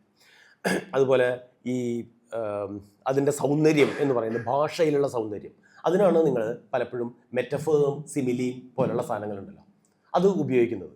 അതായത് എങ്ങനെയാണ് ഒന്നിനോട് കമ്പയർ ചെയ്യുക അല്ലെങ്കിൽ അത്തരം സാധനങ്ങൾ ചെയ്യുന്നത്. പൊതുവെ കവിതയിൽ ധാരാളം വരുന്ന ഒരു സാധനമാണ് മെറ്റഫറും സിമിലിയൊക്കെ.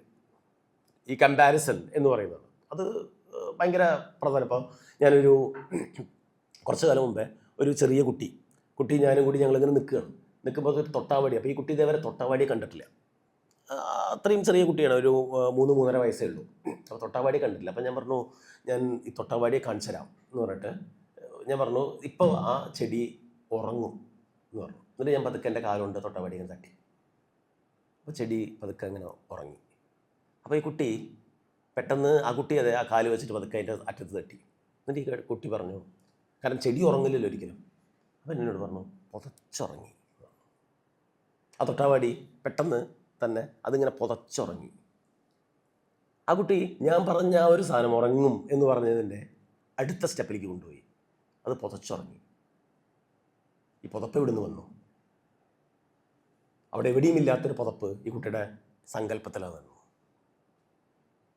അതൊരു വളരെ പ്രധാനപ്പെട്ടൊരു സാധനമാണ്. ശരിക്കും ഞാൻ പിന്നെ നോക്കുമ്പോൾ തൊട്ടാവടി അത് തന്നെ ചെയ്യുന്നത്. പെട്ടെന്ന് ഇങ്ങനെ ഇങ്ങനെ പറ്റുന്ന ആ പുതപ്പ്, നമ്മളൊരു ഹൂഡിയോ അല്ലെങ്കിൽ അങ്ങനെ സാധനം, അത് പുതച്ച് ഞാൻ ഉറങ്ങുക. ഒരു മനോഹരമായിട്ടുള്ളൊരു കൽപ്പനയായിട്ട് എനിക്ക് തോന്നിയ ഞാനൊരു ചെറിയ കുട്ടിയുടെ അടുത്ത് നിന്ന് പഠിച്ചത്. കാരണം ഇതൊക്കെ നമ്മുടെ ചുറ്റും ഇങ്ങനെ ഭാഷയിലുള്ളതാണ്. അത് കണ്ടെത്തുക, എടുക്കുക എന്ന് പറയുന്നതാണ് ഒരു എഴുത്തുകാരനാവണമെന്നുണ്ടെങ്കിൽ നിങ്ങൾ ചെയ്യേണ്ടത്. പിന്നെ ഈ അലിട്രേഷൻ, റൈംസ്, ഇതൊക്കെ ഞാൻ പറയുമ്പോഴും ഇത് എന്താ പറയുക, ഇത് കൊണ്ടുവരിക എന്ന് പറയുന്നത് അത്ര എളുപ്പമല്ല എന്നുള്ളത് എനിക്കറിയാം. അത് പ്രാക്ടീസ് വഴിയാണ് കൊണ്ടുവരാൻ പറ്റുള്ളൂ. അതുകൊണ്ട് തന്നെ അത് എവിടെ ഉപയോഗിച്ച് കഴിഞ്ഞാൽ ബോറാവും, എവിടെ ഉപയോഗിച്ച് കഴിഞ്ഞാൽ ശരിയാവും എന്നൊക്കെ അറിയണമെന്നുണ്ടെങ്കിൽ കൃത്യമായിട്ടുള്ള വായന. ഞാൻ പറഞ്ഞില്ല ആദ്യം, ഞാൻ 30 ദിവസത്തെ ഒരു കാര്യം പറഞ്ഞില്ലേ. ഈ 30 ദിവസം കഴിഞ്ഞ് കഴിഞ്ഞാൽ നിങ്ങൾ വേറൊരാളായി മാറും, നിങ്ങൾക്കത് ചെയ്യാൻ പറ്റുന്നുണ്ടെങ്കിൽ. ഒരു ദിവസം ഒരു കവിത, 2 കവിത, വെറുതെ ഞാൻ ഇപ്പോൾ 1-2 കവിതകൾ കൊണ്ടുവന്നിട്ടുണ്ട്, നിങ്ങളുടെ കൂടെ വായിക്കാം. പിന്നെ പേഴ്സോണിഫിക്കേഷൻ, ഐറണി, അല്ലെങ്കിൽ അങ്ങനെ പല കാര്യങ്ങളും. ഒരു സാധനത്തിനെ നമ്മൾ പേഴ്സോണിഫിക്കേഷൻ എന്ന് പറയുന്നത് നമ്മളാണെന്ന് വിചാരിക്കുന്നു, അല്ലെങ്കിൽ അങ്ങനെ ഒരു മനുഷ്യൻ്റെ ഇത് കൊടുക്കുന്നു, എന്താ പറയുക, രൂപഭാവോ അല്ലെങ്കിൽ അത്തരം സാധനങ്ങൾ കൊടുക്കുന്നു. ഇതൊക്കെ ടെക്നിക്സാണ്, ട്രിക്സാണ് കവിതയിൽ. അതുപോലെ ഐറോണിക്കലായിട്ട് ഭാഷ ഉപയോഗിക്കുന്നു. ഇതെല്ലാം തന്നെ കവിതയിലുള്ള തന്ത്രങ്ങളാണ്. പക്ഷേ ഇതൊക്കെ തന്നെ കവിത കൊണ്ടുവരാൻ നിങ്ങളെ സഹായിക്കുന്ന ഘടകങ്ങളുമാണ്. ഇതെല്ലാം തന്നെ ഉണ്ടാകുമ്പോഴും ഏറ്റവും പ്രധാനപ്പെട്ടൊരു സാധനം ഈ അവസാനം പറഞ്ഞതാണ്, ഫ്രീഡം എന്ന് പറയുന്നത്. കാരണം ഇതൊന്നും നിർബന്ധിതമാവരുത്, നിങ്ങൾക്കതിനുള്ള സ്വാതന്ത്ര്യം ഉണ്ടാവണം. ഒരു നല്ല ഒരു ഇമേജറി കവിതയിൽ കൊണ്ടുവരാനോ അത് നിങ്ങളുടെ ആവണം. അത് ഏറ്റവും ആദ്യം പ്രൈമറി സാധനം. അതുപോലെ തന്നെ അത് വെട്ടിക്കളയാനുള്ള ഫ്രീഡം, അത് നിങ്ങളുടെ അല്ല, അതുകൊണ്ട് ബോറാണ് എന്ന് പറഞ്ഞ് നമുക്ക് തന്നെ ഒരു ഇതുണ്ട്. വെട്ടിക്കളയാനുള്ള സ്വാതന്ത്ര്യം, എടുക്കാനുള്ള സ്വാതന്ത്ര്യം, അല്ലെങ്കിൽ എന്തും എഴുതാനുള്ള സ്വാതന്ത്ര്യം. കാരണം ഇത് ഇത്രയേ ഉള്ളൂ. എന്താ പറയുക, നിങ്ങൾ കേട്ടില്ലേ ഈ ട്രാൻസ്ലേഷനെ പറ്റിയിട്ട് പണ്ടൊരു ഇതുണ്ട്, വയ്യെങ്കിലും കാവ്യം ഒന്നെടുക്കൂ, തെല്ലെങ്കിലും തർജ്ജമ ചെയ്തു നോക്കൂ, ഇല്ലം കുലുങ്ങില്ലതുകൊണ്ട് ഹേ നന്നല്ലെങ്കിൽ എപ്പോൾ കളയാം നമുക്ക്. അത്രയേ ഉള്ളൂ. അത് എഴുതുക, അത് കഴിഞ്ഞ് നന്നല്ലാന്ന് മോശമാണെന്നുണ്ടെങ്കിൽ ചുരുട്ടി കളഞ്ഞാൽ പോരെ. എന്താ അതിൽ നമുക്ക് നഷ്ടപ്പെടാനുള്ളത്? അല്ലെങ്കിൽ ഡിലീറ്റ് എന്നൊരൊറ്റ ബട്ടൺ, നമുക്ക് എന്താ നഷ്ടപ്പെടാനുള്ളത്? അതുകൊണ്ട് ആ ഒരു പ്രോസസ്സിലേക്ക് ലൈഫിൽ കടക്കുക എന്ന് പറയുന്നത് വളരെ പ്രധാനപ്പെട്ടൊരു കാര്യമാണ്.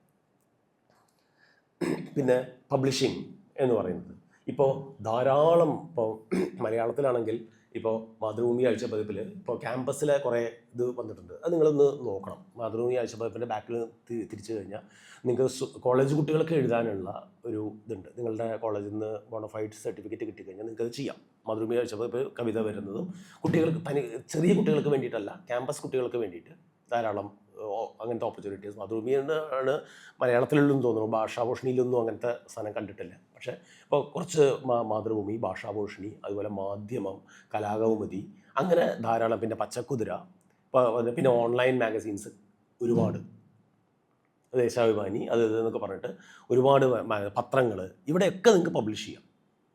നിങ്ങളുടെ കോളേജ് മാഗസീൻ മാത്രമല്ല അതിനുള്ള വേദി, കോളേജ് മാഗസീനിലും ചെയ്യാം. അത്രയും വൈവിധ്യമാർന്ന് നിങ്ങൾക്ക് പബ്ലിഷ് ചെയ്യാനുള്ള മേഖലകളും പല സാധനങ്ങളും ഇന്ന് വളരെ കൂടുതലാണ്. പണ്ടത്തെ കാലത്തെ അവസ്ഥ അങ്ങനെയല്ല. പണ്ടത്തെ കാലത്ത് ഇത്രയും മാഗസീൻസ് ഇല്ല, വളരെ കുറച്ചേ മാഗസീൻസ് ഉള്ളൂ.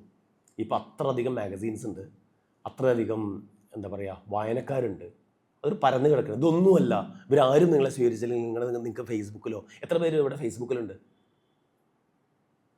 ഒരാൾ, യെസ്, 2 ആൾ. ഇൻസ്റ്റാഗ്രാമിൽ എത്ര പേരുണ്ട്? Yes, I was waiting for this.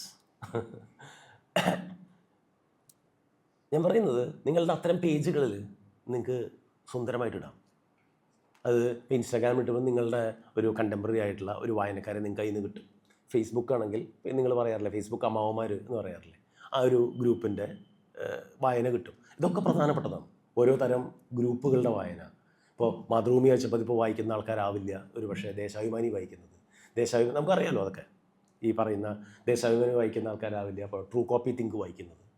അങ്ങനെ അങ്ങനെ ഒരുപാട് സാധ്യതകൾ ഇങ്ങനെ തുറന്ന് കിടക്കുകയാണ്. അതുകൊണ്ട് തന്നെ അത് നിങ്ങൾ ഉപയോഗപ്പെടുത്തുന്നുണ്ടോ ഇല്ലയോ. ഇതിപ്പോൾ ഇതൊക്കെ കഴിഞ്ഞ് ബുക്ക് പബ്ലിഷ് ചെയ്യണം. എത്രയോ പബ്ലിഷേഴ്സ് പണ്ട് DC ബുക്സോ അല്ലെങ്കിൽ നമ്മുടെ തൃശ്ശൂർ കറൻറ്റോ അല്ലെങ്കിൽ അങ്ങനെ കുറച്ച് ഇത് മാത്രമേ ഉണ്ടായിരുന്നു. അപ്പം അങ്ങനെയല്ല. ഇപ്പോൾ അതൊരു 2000 തൊട്ടിട്ട് തന്നെ ധാരാളം പബ്ലിഷേഴ്സ് വന്നു. നമുക്കൊരാൾക്ക് ഒരു പുസ്തകം ഇറക്കണം എന്ന് തോന്നിക്കഴിഞ്ഞാൽ ഇപ്പോൾ ഒരു ബുദ്ധിമുട്ടുമില്ല. ഇപ്പോൾ എന്താ പറയുക, ഈ നോഷൻ പോലുള്ള പബ്ലിഷിംഗ് ഹൗസസ് ഏകദേശം ഒരു 3000 രൂപ തൊട്ടിട്ട് ആൾക്കാർക്ക് പുസ്തകം ഇറക്കാനുള്ള സാധ്യതകളുണ്ട്. അധികം കോപ്പിയൊന്നും ഉണ്ടാവില്ല, നിങ്ങൾക്ക് വളരെ ലിമിറ്റഡ് ആയിട്ടുള്ള കോപ്പികളേ ഉണ്ടാവുള്ളൂ. പക്ഷേ അത്തരം ഒരുപാട് സാധ്യതകൾ ഇന്ന് ലോകത്തുണ്ട്. ആമസോൺ അറിയാലോ നിങ്ങൾക്ക്, ആമസോൺ പബ്ലിഷ് ചെയ്യുന്നുണ്ട്. നിങ്ങൾ അതിൻ്റെ കൃത്യമായിട്ടുള്ള ഡീലിങ്സോ അല്ലെങ്കിൽ അത്തരം സാധനങ്ങളിലേക്കോ പോവുകയാണെങ്കിൽ ആമസോൺ നിങ്ങളുടെ ബുക്ക് പബ്ലിഷ് ചെയ്യും. അവരുടെ വെബ്സൈറ്റിലോ സാധനങ്ങളിലോ നിങ്ങളുടെ പുസ്തകം വരും. അങ്ങനെ ഇമ്മൻസ് ആയിട്ടുള്ള പ്രിൻ്റ് ഓൺ ഡിമാൻഡ് POD എന്ന് പറയുന്നത്. അപ്പോൾ പണ്ടത്തെ പോലെ ഒരു 1000 കോപ്പിയോ 2000 കോപ്പിയോ, എനിക്ക് തോന്നുന്നത് എൻ്റെ ആദ്യത്തെ പുസ്തകം 2000 കോപ്പിയാണ് അടിച്ചു വന്നിട്ടുള്ളത്. 1000 ആദ്യത്തെ പുസ്തകം. ആ ഒരു 1000 കോപ്പി വിൽക്കാൻ വേണ്ടി അങ്ങനെ വെയിറ്റ് ചെയ്യേണ്ട കാര്യമൊന്നുമില്ല. ഇപ്പോൾ പ്രിൻ്റ് ഓൺ ഡിമാൻഡാണ്. അതായത് ഒരു 5 or 6 കോപ്പി മാത്രമേ അടിക്കുള്ളൂ, അല്ലെങ്കിൽ 10 കോപ്പി അടിക്കുന്നു. ഈ 10 കോപ്പി വിറ്റാലേ അടുത്ത 10 കോപ്പി അടിക്കുള്ളൂ. കാരണം ഇത് ഓൺലൈനിൽ അറിയാം, ഇത് മുഴുവൻ തന്നെ. അപ്പോൾ ആ ഒരു രീതിയിലുള്ള POD കൾച്ചർ വരുന്നു. അല്ലെങ്കിൽ പിന്നെ ബുക്സ് ധാരാളം ആൾക്കാർ വായിക്കാൻ തുടങ്ങുന്നു. അപ്പോൾ അങ്ങനൊരു ഇപ്പോൾ നിങ്ങൾ തന്നെ പലപ്പോഴും പുസ്തകം വായിക്കുന്നത് റിയൽ പുസ്തകങ്ങളായിരിക്കില്ലല്ലോ, ഫോണിലൊക്കെ അല്ലേ നിങ്ങളുടെ ഒരു പുതിയ ഒരു വായന എന്ന് പറയുന്നത്. അപ്പോൾ ആ രീതിയിൽ ലോകം മാറുന്നുണ്ട്. അപ്പോൾ അതിനോട് ചേർന്ന് നിൽക്കുന്ന രീതിയിലുള്ള ഫോംസും സാധനങ്ങളും നിങ്ങൾ തന്നെ കണ്ടുപിടിക്കും. നിങ്ങളുടേതായ രീതിയിലുള്ള കവിത നിങ്ങൾ കണ്ടുപിടിക്കുക. അതാണ് അതിൻ്റെ ഒരു പോയിട്രിയുടെ ഒരു എസൻസ് എന്ന് പറയുന്നത്. പിന്നെ ഈ ഒരു സാധനം, ഈ എഴുതുക എന്ന് പറയുന്നൊരു ഇത് എൻഹാൻസ് ചെയ്യാനുള്ള ഏറ്റവും രസകരമായ മെത്തേഡ് ട്രാൻസ്ലേഷൻ. നിങ്ങൾക്ക് ഇഷ്ടമുള്ള ഒരു കവിത വെറുതെ ട്രാൻസ്ലേറ്റ് ചെയ്യും. ട്രാൻസ്ലേറ്റ് ചെയ്ത് കഴിഞ്ഞാൽ നിങ്ങൾ ഒരിക്കലും ഉപയോഗിക്കാത്ത ചില വാക്കുകൾ അതൊക്കെ നിങ്ങളുടെ ഡിക്ഷണറിയിൽ വരും. ഇനിയിപ്പോൾ ഇത് കവിതയിലേക്ക് പറ്റിയില്ലെങ്കിലും നിങ്ങളൊരു കവി ആയില്ല എന്ന് വിചാരിക്കും, നിങ്ങൾക്ക് നഷ്ടമില്ല. കാരണം നിങ്ങൾ ഭാഷ പഠിക്കുക. കുറച്ച് കാലം കഴിഞ്ഞ്, ഞാൻ നേരത്തെ പറഞ്ഞില്ലേ 30 ദിവസം കഴിഞ്ഞ് വായന ഇല്ലെങ്കിൽ വിട്ടുകളയാം. പക്ഷേ 30 ദിവസം കഴിഞ്ഞ് കിട്ടിയാലോ നല്ലതല്ല. അതേപോലെ തന്നെ ഈ പറയുന്ന ഒരു സാധനം ട്രാൻസ്ലേഷനും അതുപോലെ. ഇപ്പോൾ ഞാനൊക്കെ എന്ന് വെച്ചാൽ എൻ്റെ കവിത നിന്ന് പോകുമ്പോൾ ഞാൻ ചെയ്യാറുള്ളൊരു പ്രോസസ്സാണ് ട്രാൻസ്ലേഷൻ എന്ന് പറയുന്നത്. അല്ലെങ്കിൽ നിന്ന് പോകുമ്പോൾ എന്ന് വെച്ചാൽ ഇപ്പോൾ ഞാൻ എന്നെ തന്നെ റിപ്പീറ്റ് ചെയ്യും കുറച്ച് കഴിഞ്ഞ്. അങ്ങനെ ഉണ്ടാവില്ല ഒരാൾ. അപ്പോൾ നമുക്ക് എപ്പോഴും പുതുക്കി ഇങ്ങനെ വെക്കാനൊന്നും പറ്റില്ല, മനുഷ്യനാണ്. കാരണം ജോലി വേണം, ജീവിക്കണം. അല്ലെങ്കിൽ ഇപ്പോൾ ഞാൻ യാത്രകൾ നടത്തുന്നത് ശനി ഞായറുമാണ്. അതാണ് ഞാൻ ആദ്യം പറഞ്ഞില്ലേ, ഇവിടെ ശനിയാഴ്ച വന്നപ്പോൾ എനിക്ക് എന്നുള്ളൊരു തോന്നൽ വന്നത്. പക്ഷേ എനിക്ക് തോന്നുന്നു അത് നിങ്ങളോട് സംസാരിക്കുന്നത് വേർത്താണെന്ന് തോന്നിയുകൊണ്ടാണ് ഞാൻ ഇന്ന് ഇവിടെ വന്നതും. അപ്പോൾ ഈ ട്രാൻസ്ലേഷൻ എന്ന് പറയുന്ന പ്രോസസ്സ് അത് ഒന്ന് ചെയ്ത് നോക്കുക. അറിയുന്ന ഏതെങ്കിലും ഒരു ഭാഷ, ഇംഗ്ലീഷിൽ നിന്ന് മലയാളത്തിൽ നിന്ന്, മലയാളത്തിൽ നിന്ന് ഇംഗ്ലീഷിലേക്കോ എങ്ങനെയാണെങ്കിലും അത് ഭയങ്കര പ്രധാനപ്പെട്ടതാണ്. ഞാൻ 1-2 എക്സാമ്പിൾസ് നിങ്ങൾക്ക് പല ട്രാൻസ്ലേഷനിലെ കൾച്ചറൽ ചലഞ്ചും അല്ലെങ്കിൽ അങ്ങനെ പല സാധനങ്ങളും ഉണ്ടാവും. ഞാൻ വിചാരിക്കുന്നത് ഞാനൊരു 5 മിനിറ്റ് കൂടി സംസാരിച്ച് നിർത്താം. എന്നിട്ട് നിങ്ങൾക്ക് എന്തെങ്കിലും നമുക്ക് സംസാരിക്കാമെന്ന് തോന്നുന്നു. നിങ്ങൾക്ക് ചോദിക്കാൻ ഞാൻ പറയാമെന്നുള്ളതല്ല ഞാൻ പറഞ്ഞു, നമുക്ക് സംസാരിക്കാം. അതായിരിക്കും. കാരണം എനിക്ക് നിങ്ങളുടെ അടുത്ത് നിന്ന് പറയണമെന്നുണ്ട് എന്ത് തരം എഴുത്താണ് നിങ്ങൾക്ക് താല്പര്യം, അല്ലെങ്കിൽ നമുക്കത് ഒരു ഇത് ചെയ്യാം. അതോ വിരോധമുണ്ടോ, അതോ ഞാൻ സംസാരിച്ച് 11:30 വരെ ആക്കണോ? നമുക്ക് സംസാരിക്കാൻ തോന്നുന്നു അല്ലേ. പിന്നെ വായന, കവിതയുടെ വായന എന്ന് പറയുന്നത് അത് ക്ലാസിക്കും കണ്ടംപററിയുമായിട്ടുള്ള രണ്ട് ഗുണങ്ങളാണ് നമുക്ക് ചെയ്യാം. ക്ലാസിക് ഭാഷ, കാരണം എന്ന് വെച്ചാൽ നമ്മുടെ തന്നെ ഈ ഹിസ്റ്ററി വായിക്കുന്നത് പോലൊരു സാധനമാണ് നമ്മൾ പലപ്പോഴും ക്ലാസിക്കൽ പോയിട്രി വായിക്കുന്നത്. ഇപ്പോൾ എഴുത്തച്ഛനെ വായിക്കുന്നത്, അല്ലെങ്കിൽ എഴുത്തച്ഛനെ കുറിച്ച് എഴുതിയത് കണ്ടംപററി ആയിട്ടുള്ള സാധനങ്ങൾ വായിക്കുന്നത്. ഇപ്പോൾ എനിക്ക് തോന്നുന്നൊരു ആധുനികതയുടെ സമയത്തൊക്കെ സച്ചിദാനന്ദ മാഷിൻ്റെ എഴുത്തച്ഛൻ എഴുതുമ്പോൾ പോലുള്ള കവിതകളൊക്കെ ഒരു 2 മെമ്മറീസ് ഉണ്ടാക്കിയിട്ടുണ്ട്. ഇപ്പോൾ ഈ ഒന്ന് എഴുത്തച്ഛൻ്റെ മെമ്മറി. എനിക്ക് മലയാളത്തിൽ ഏറ്റവും കൂടുതൽ എഴുത്തച്ഛൻ്റെ സ്വാധീനം വന്നിട്ടുള്ളത് ഒരുപക്ഷെ ബാലചന്ദ്രൻ ചുള്ളിക്കാട്ടിനായിരിക്കും സച്ചിദാനന്ദനെക്കാളും. പക്ഷേ എഴുത്തച്ഛൻ എഴുതുമ്പോൾ എന്നുള്ള കവിത എഴുതിയത് പാവം സച്ചിദാനന്ദ മാഷായിപ്പോയി.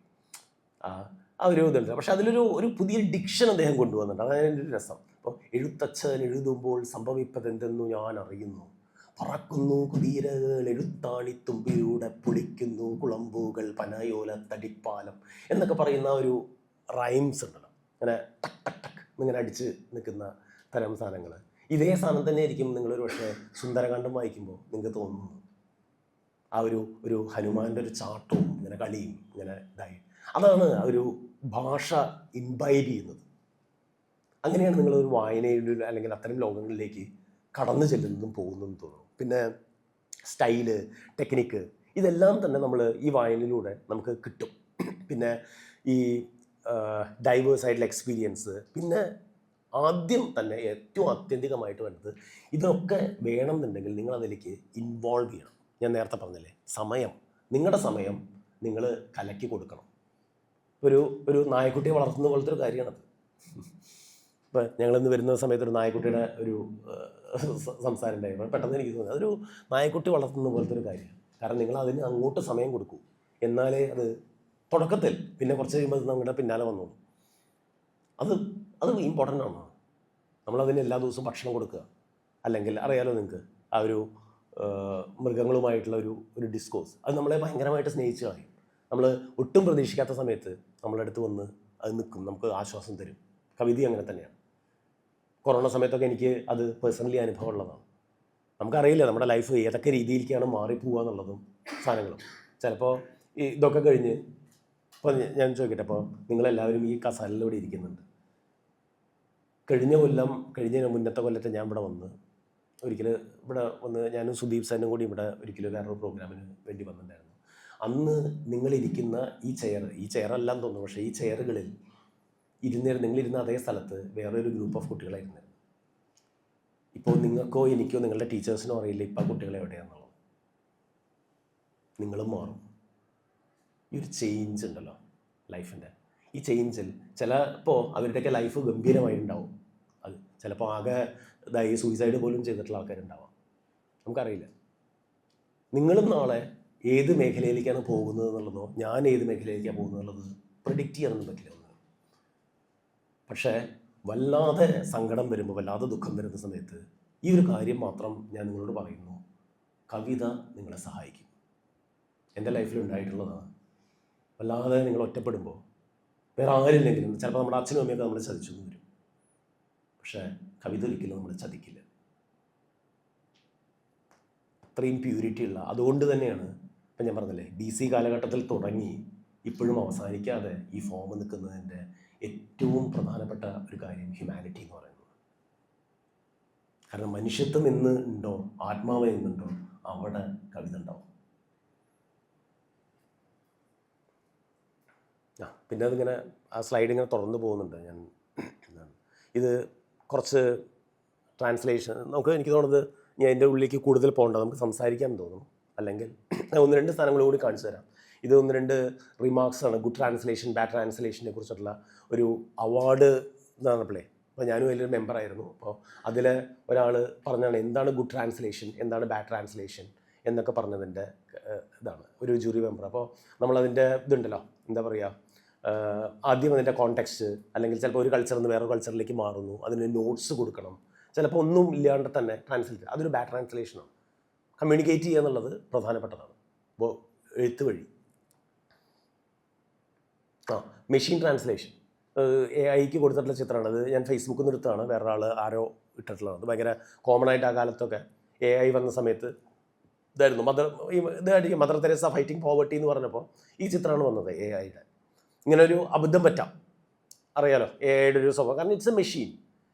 അപ്പോൾ അത് മനുഷ്യൻ്റെ ഒരു ഇതിന് വേണ്ടിയിട്ടാണ് എന്നുള്ള ഒരു സംഭവം. ഇപ്പോൾ യന്ത്രങ്ങൾക്ക് ഇതിനുള്ള കഴിവില്ല, പലപ്പോഴും എഴുതാനുള്ള സാധനമില്ല എന്ന് ഉള്ള ആർഗ്യുമെൻറ്റ് വെക്കാൻ വേണ്ടിയിട്ട് ഞാൻ ഇത് ഗൂഗിൾ ചെയ്ത് ഇത് എടുത്താണ്.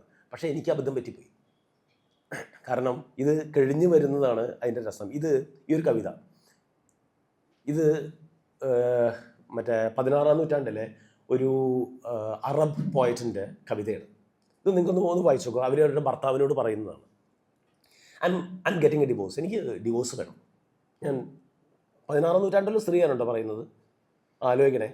ഒരു മറ്റേ പേർഷ്യൻ പോയട്രിയാണ്, 16-ാം നൂറ്റാണ്ടിൽ പേർഷ്യൻ പോയട്രി. ഒരു സ്ത്രീ പറയാണ്, എനിക്ക് ഡിവോഴ്സ് വേണം, ആൻഡ് എനിക്കിതിനെ വേണ്ട, I get rid of you, yes damn you. ഭാഷ കണ്ടോ, ഐ ഗെറ്റ് 2 ഹസ്ബൻഡ്സ്, എനിക്ക് 2 ഭർത്താക്കന്മാരെ വേണം. ഒന്ന് both of them brand new, രണ്ടും പുതിയത്, brand new, yes. And first one will be young and handsome, ഒന്ന് ഒരാൾ ആദ്യത്തെ എടുത്തിട്ടുണ്ടല്ലോ അവൻ കുറേ യങ് ആയിട്ടുള്ള ഹാൻസം ആയിട്ടുള്ള ഒരാളായിരിക്കും. ആൻഡ് സെക്കൻഡ് എ ടോക്കോമാൻ. യെസ്, ഒരു കൂറ്റൻ ഒരു മനുഷ്യൻ. ഒരു സെക്ഷൽ കോൺട്രേഷനാണ് ആ ഒരു ഇതുള്ളത്. And the youth is for me to do what the sprightly lovers do. Yes, ആ യങ് ആയിട്ടുള്ള ആൾ, ഞങ്ങൾ കാമുകന്മാർ എന്താണോ ചെയ്യുന്നത് അത് ചെയ്യാൻ വേണ്ടി യങ് ആയിട്ടുള്ള ആൾ എനിക്ക് വേണം. ആൻഡ് ദ ടോക്കോമാൻസ് ഫോർ യു. മനസ്സിലായി? ഹോമോസെക്ഷുവാലിറ്റിയുടെ ഒരു ഇതാണ് പറയുന്നത്. ആ മറ്റേ ആൾ നീ എടുത്തോ എന്ന് പറയുന്ന ഒരു സാധനം. ഇത് 16-ാം നൂറ്റാണ്ടിലെ കവിതയാണെന്നുള്ളത് നമുക്ക് വിശ്വസിക്കാൻ പറ്റും. ഇന്നും ഇത് റെലവൻ്റ് അല്ലേ? ഞാൻ പറയുന്നത് ഇന്ന് ഒരു ഭയങ്കര സ്ട്രോങ് ആയിട്ടുള്ളൊരു ഫെമിനിസ്റ്റ് ഒരു കവി എഴുതുന്നത് പോലെ തന്നെ റെലവൻ്റ് ആയിട്ടാണ് 16-ാം നൂറ്റാണ്ടിൽ നമ്മളൊരു പേർഷ്യൻ ഒരു പോയറ്റ് എഴുതുന്നത്. ഇത് ഞാൻ വെറുതെ ട്രാൻസ്ലേഷൻ പല ഭാഷയിലേക്ക് വെറുതെ അതൊരു എക്സസൈസ് എന്നുള്ള രീതിയിൽ ഞാൻ ചെയ്തതാണ്. ഇതാണ് ഗ്രീസ്, പിന്നെ അങ്ങനെ പല ഭാഷകളിലേക്ക് ഞാൻ വെറുതെ ഇങ്ങനെ ട്രാൻസ്ലേഷൻ തമിഴിലേക്ക് ചെയ്തു, ഇന്ത്യൻ ഭാഷകളിലേക്കും ബംഗാളിയിലേക്കൊക്കെ ഞാൻ ട്രാൻസ്ലേറ്റ് ചെയ്ത് അവസാനം വന്നപ്പോഴും അതിന് ചൈനീസിലേക്ക് ചെയ്ത് അവസാനം അതിൽ വന്നപ്പോഴും വലിയ വ്യത്യാസമൊന്നും വന്നിട്ടില്ല. കണ്ട, I divorce you, oh my God, I want 2 pairs, both brand new. ഏകദേശം ഇതേപോലെ തന്നെയാണ്. അപ്പോൾ മെഷീൻസിനും ആ രീതിയിൽ പലപ്പോഴും ഞാനത് തിരിച്ചാർഗ്യൂ ചെയ്യാൻ വേണ്ടിയിട്ടാണ് ഇങ്ങനെ ഒരു സാധനം എക്സസൈസ് വെറുതെ നോക്കിയത്. പക്ഷേ നിങ്ങൾക്ക് ട്രാൻസ്ലേഷന് മെഷീൻ്റെ ഹെൽപ്പും ഉപയോഗിക്കാൻ തോന്നുന്നു പലപ്പോഴും. ഒരു ഫസ്റ്റ് ഡ്രാഫ്റ്റോ അല്ലെങ്കിൽ അത്തരം സാധനങ്ങളോ അത് കുറച്ചുകൂടി ഈസി ആയിരിക്കും പലപ്പോഴും. അത് കഴിഞ്ഞ് പിന്നെ അതിൻ്റെ മുകളിൽ റീവർക്ക് ചെയ്യണം, അത് അതേപോലെ ഉപയോഗിക്കരുത്. പക്ഷേ കാരണം നമ്മൾ ടെക്നോളജിക്കലി നമ്മൾ വളരണ്ടേ, അല്ലാണ്ട് ഈ പഴയ പെന്നും പേപ്പറും പിടിച്ചിരുന്നിട്ട് കാര്യമൊന്നുമില്ല. ടെക്നോളജിയും സാധനത്തിനോട് ചേർന്ന് പോകണം എന്നാണ് എനിക്ക് തോന്നുന്നത് എഴുത്തിലേക്ക്. ഇല്ലെങ്കിൽ അത് നമ്മൾ ഭയങ്കര ഔട്ട്ഡേറ്റഡ് ആയിരിക്കും. കാരണം എഴുത്തെപ്പോഴും തന്നെ അറിയാലോ, ഇപ്പോൾ ഇത് വരുമ്പോഴേക്ക് ഇൻ്റർനെറ്റിലേക്ക് വരുന്നു. പോയിട്രി എന്ന് പറയുന്നത് പഴയ മറ്റേ താലിയോ മറ്റേ ഓലയിലോ അല്ലെങ്കിൽ അത്തരം സാധനങ്ങളിലോ നിൽക്കുന്നതല്ല.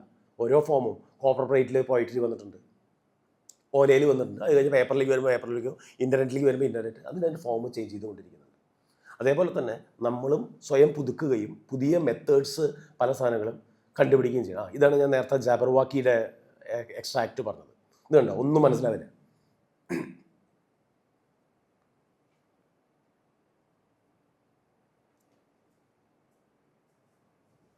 അത് അബ്സേർഡ് ആണ്, പക്ഷെ അതും കവിതയാണ്. ഞാൻ പറഞ്ഞത് അത് അയാൾക്ക് വേണ്ടി എഴുതിയതാണ്. ആണ് എൻ്റെ ഏറ്റവും പ്രാധാന്യമുള്ള കാര്യം. ഇത് നിങ്ങൾക്ക് പറയാൻ പറ്റുമോ ഇത് എവിടെ നിന്നാന്നുള്ളത്? ഇത് വേറെ ലാംഗ്വേജാണെന്ന് എനിക്കറിയാം, നിങ്ങൾക്ക് അറിയാത്ത ലാംഗ്വേജ് ആണെന്ന് അറിയാം. എന്നാലും ഞാൻ പൊതുവേ ചെയ്യാറുള്ളൊരു എക്സസൈസ് ഇത്, ഞാൻ നിങ്ങളോടിപ്പോൾ ഒരു എക്സസൈസ് പറയട്ടെ. നിങ്ങളിതിൻ്റെ ആദ്യത്തെ 2 വരി ഒന്ന് മലയാളത്തിൽ എഴുതും. നിങ്ങൾക്ക് അറിയാത്ത ഭാഷയെന്ന് എനിക്കറിയാം, പക്ഷെ എന്താണോ നിങ്ങൾക്ക് കിട്ടുന്നത് അതും ഒരു കവിതയുടെ എക്സസൈസാണ്. എന്തായാലും ഒരു വർക്ക്ഷോപ്പ് എന്നുള്ള രീതിയിലാണ് നമ്മൾ സ്റ്റാർട്ട് ചെയ്തത്. So just write something. ഇതിൽ ആദ്യത്തെ 2 വരി നിങ്ങൾക്ക് എന്താണോ തോന്നുന്നത് അത് ഞാൻ എന്താണെന്ന് പറഞ്ഞു തരാം.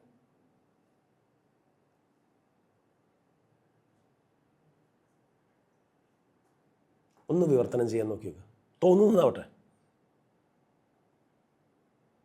എക്സാക്ട് ട്രാൻസ്ലേഷൻ വേണ്ടാന്ന്, എന്ത് തെറ്റോ ആയിക്കോട്ടെ എന്തോ ആവട്ടെ, കാരണം അതാണ് ഫ്രീഡം എന്ന് പറയുന്നത്.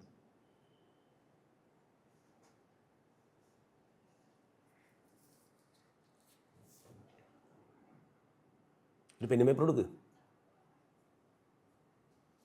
അല്ലെങ്കിൽ ഫോണിൽ ടൈപ്പ് ചെയ്താലും മതി. എങ്ങനെയാണെന്ന് വെച്ചാൽ നിങ്ങളെന്താ സൗകര്യം എന്ന് വെച്ചാൽ. ഇപ്പം ഞാൻ എല്ലാവരുടെ അടുത്തും വന്ന് ചോദിക്കാൻ പോവാണ്, നിങ്ങൾ എഴുതിയത് വായിക്കൂ എന്ന് പറയാൻ പോവാണ്.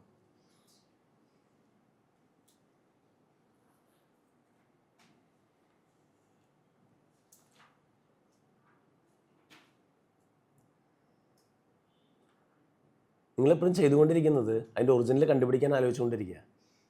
അത് നടക്കാൻ പോകുന്നില്ല. നിങ്ങൾക്ക് എന്താണോ തോന്നുന്നത് അതാണ് എഴുതേണ്ടത്.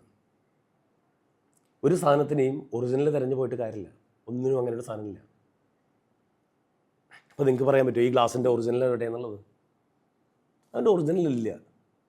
ഇത് മണ്ണാണ്, ശരി. മണ്ണിൻ്റെ ബാക്കിലേക്ക് എത്രത്തോളം പോകും നിങ്ങൾ? ഈ തനത് തിരഞ്ഞു പോകുന്നത് ഒരു മണ്ടൻ പരിപാടിയാണ്.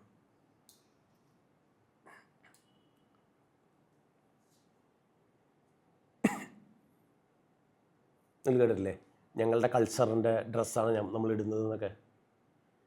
മണ്ടൻ പരിപാടിയാണ്. കാരണം ബാക്കിലേക്ക് പോയിട്ട് നിങ്ങൾ എത്രത്തോളേക്ക് പോകും? ഇലയിലേക്കോ?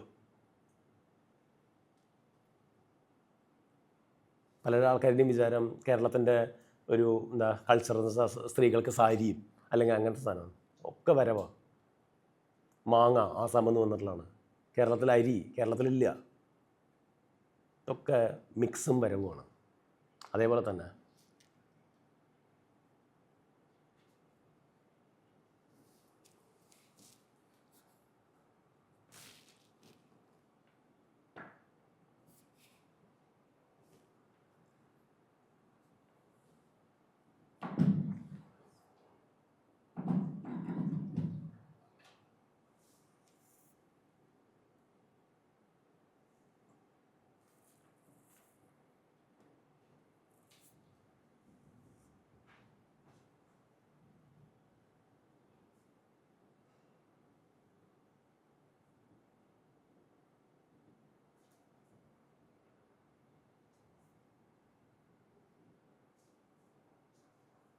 ആരും എഴുതാതിരിക്കരുത് കേട്ടോ. കാരണം ഒരു വർക്ക്ഷോപ്പിൻ്റെ ഒരു എന്താ പറയുക, ആ ഡെക്കോറം പൊട്ടിച്ച് കളയുന്നൊരു സാധനം.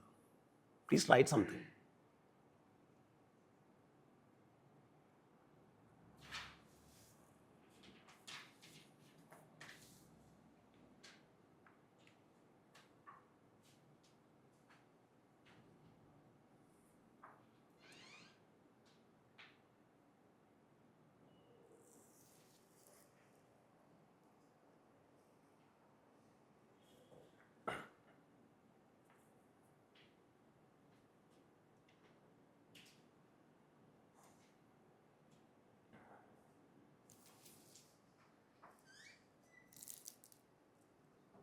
കഴിഞ്ഞോ? യെസ്, ഒന്ന് വായിക്കൂ. അല്ല, യെസ് യുവർ സെൽഫ്. യെസ്. നീ എന്നിലേറെ എങ്കിൽ ഞാൻ നിന്നിലോ. നീ എന്നിലേറെ ഓർമ്മിക്കപ്പെടുന്നു അല്ലേ? ഓക്കെ. അത് ഏറെ ഓർമ്മിക്കപ്പെടുന്നു എന്ന് പറയുന്നത് ഒരു തരം ആ സെൻറ്റൻസ് ഒന്ന് റീകൺസ്ട്രക്ട് ചെയ്യാൻ പറ്റുമോ? നീ എന്നിൽ ഏറെ ഓർമ്മിക്കപ്പെടുന്നു. അതിലൊരു ചെറിയൊരു ഗ്രാമർ മിസ്റ്റേക്ക് ഉണ്ടോ എന്ന് എനിക്കൊരു സംശയം. നീ എന്നിൽ ഏറെ ഓർമ്മിക്കപ്പെടുന്നു എന്ന് പറയുന്നത് തന്നെ വേറൊരു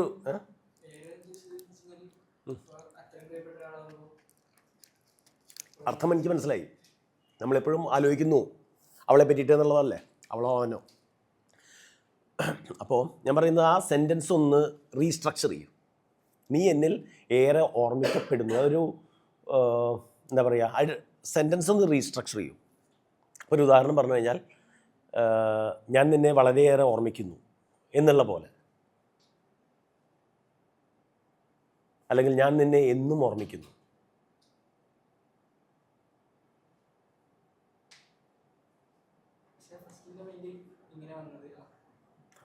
ദാറ്റ് ഈസ് ഓക്കെ. ഞാൻ പറയുന്നത് അതാണ് എഡിറ്റിംഗ് എന്ന് പറയുന്ന പ്രോസസ്സിനെ പറ്റി നമ്മൾ പറഞ്ഞില്ലേ. ഫസ്റ്റ് എന്തോ വന്നോട്ടെ.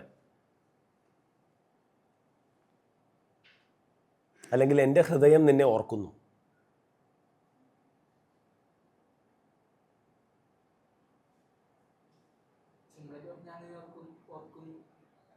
മതി, ഞാൻ നിന്നെ ഓർക്കുന്നു. പക്ഷെ അത് അതിൽ ഇൻറ്റൻസിറ്റി ഉണ്ടോ എന്നുള്ളേ എന്നുള്ളത് ഒന്ന് നോക്കൂ. യെസ്, വേറെ ആരാ പറയൂ? Next one.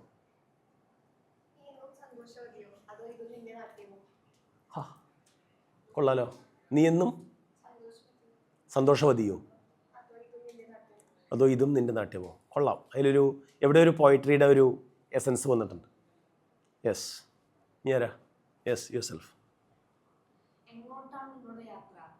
കടൽ കാറ്റുകളെ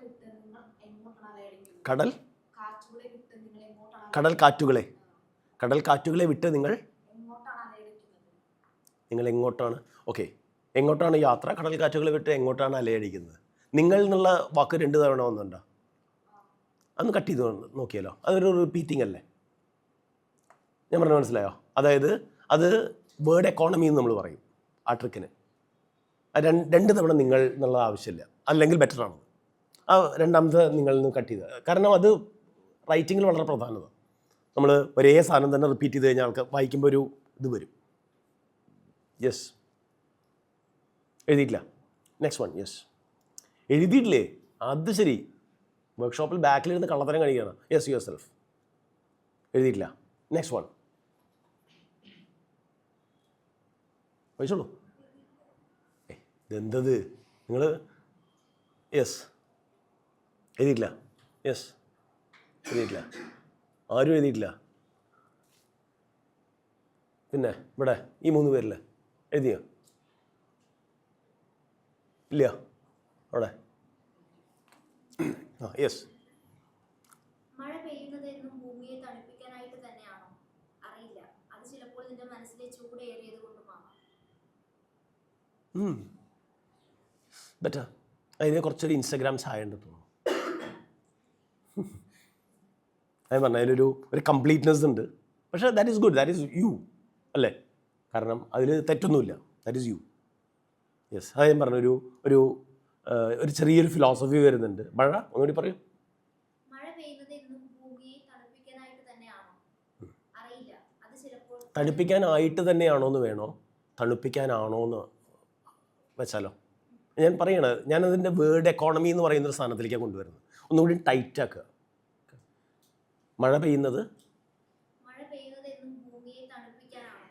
അറിയില്ല. ഇപ്പോൾ ഞാൻ ചോദിക്കട്ടെ, എന്നും അവിടെ ആവശ്യമുണ്ടോ? മഴ പെയ്യുന്നത് ഭൂമിയെ തണുപ്പിക്കാനാണോ? അല്ല, ഞാൻ ചോദിക്കുകയാണ്, ആവശ്യമുണ്ടോ ഇല്ലയോ? ഇത് ഞാൻ ചോദിച്ചുകൊള്ളുകൊണ്ട് അപ്പോൾ വെട്ടിക്കളയേണ്ട എന്തിനത്? ആവശ്യമുണ്ടോ? Okay, then you decide. അതാണ് ഞാൻ പറയുന്നത്. അത് നിങ്ങളുടെ. യെസ്, അടുത്ത വരി. അറിയില്ല, അത് ചിലപ്പോൾ നിന്റെ മനസ്സിലെ ചൂട് ഏറിയത് കൊണ്ടുമാവാം. ഓക്കെ, ഇത് എത്ര വരിയുണ്ട് ഇതിൽ? ഇപ്പം ഞാനാണെങ്കിൽ ഇതിങ്ങനെ എഴുതും. മഴ പെയ്യുമ്പോൾ എന്താ? ആ, ഭൂമിയെ തണുപ്പിക്കാനാണോ? മഴ പെയ്യുന്നത്, അവിടെ ഞാൻ അടുത്ത വരി മുറിക്കും. ഭൂമിയെ തണുപ്പിക്കാനാണോ? Question mark. ഓക്കെ, അടുത്തത് അറിയില്ല എന്നാണ്. അറിയില്ല കഴിഞ്ഞിട്ട് ചിലപ്പോൾ ഒരു എക്സ്ക്ലമേഷൻ മാർക്ക് ഇടാം. ഓക്കെ, അറിയില്ല. അത് ഞാൻ അടുത്ത ലൈനിലേക്ക് വരട്ടെ. അത് ഞാൻ പറയുന്നത് എങ്ങനെയാണ് ലൈൻ മുറിക്കേണ്ടത് എന്നുള്ളതിനെ പറ്റിയിട്ടാണ്. അറിയില്ല, അത് ചിലപ്പോൾ നിന്റെ മനസ്സിലെ ചൂട് ഏറിയത് കൊണ്ടുമാവാം. ഒന്നില്ലെങ്കിൽ അത് ചിലപ്പോൾ നിൻ്റെ മനസ്സ്, അല്ല, അത് ചിലപ്പോൾ, അവിടെ ലൈൻ ബ്രേക്ക്, നിൻ്റെ മനസ്സിലെ ചൂടേറിയത് കൊണ്ടാവാം അല്ലേ? ചൂടേറിയത് കൊണ്ട്, ചൂട് ഏറിയത് കൊണ്ട് എന്ന് എഴുതുന്നതും ചൂടേറിയത് കൊണ്ട് എന്ന് എഴുതുന്നതും തമ്മിൽ വ്യത്യാസമുണ്ട്. ഫീല് വ്യത്യാസമുണ്ട്. മനസ്സിലായില്ലേ? ഞാൻ പറയുന്നത് അത്രയും പ്രധാനപ്പെട്ടതാണ് ഭാഷ എന്ന് പറയുന്നത്. നമ്മൾ കാണുമ്പോൾ അത് രണ്ടും ഒന്നല്ലേ എന്ന് തോന്നും. പക്ഷെ അത് പറച്ചിൽ മാത്രമല്ല. ഒരു പോയിട്രി എന്ന് പറയുന്നത് എന്താണോ എസെൻസ്, കണ്ടൻറ്റ് മാത്രമല്ല, ലാംഗ്വേജ് എന്ന് പറയുന്നൊരു സാധനം ഉണ്ടല്ലോ, അത് പ്രധാനപ്പെട്ടതാണ്. ഓക്കെ, യെസ്, ഇതാണ് സംഭവം. ശരിക്കും ഷേക്സ്പിയറിൻ്റെ സോണറ്റാണ്. Shall I compare thee to a summer's day. ഇനി നിങ്ങൾക്ക് ബാക്കിലേക്ക് നോക്കിക്കഴിഞ്ഞാൽ നിങ്ങൾക്ക് ചിലപ്പോൾ കമ്പയർ എന്നുള്ള വാക്ക് നിങ്ങൾക്ക് മനസ്സിലാവും.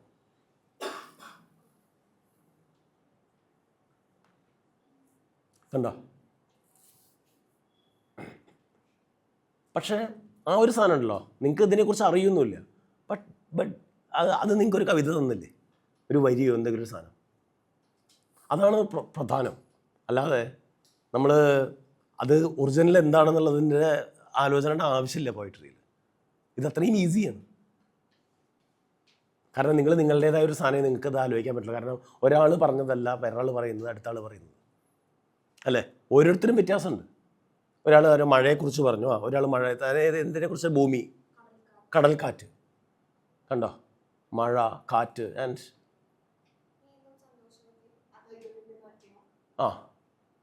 അങ്ങനൊരു സാധനം. അതിൽ 2 മനുഷ്യരാണ് വരുന്നത്.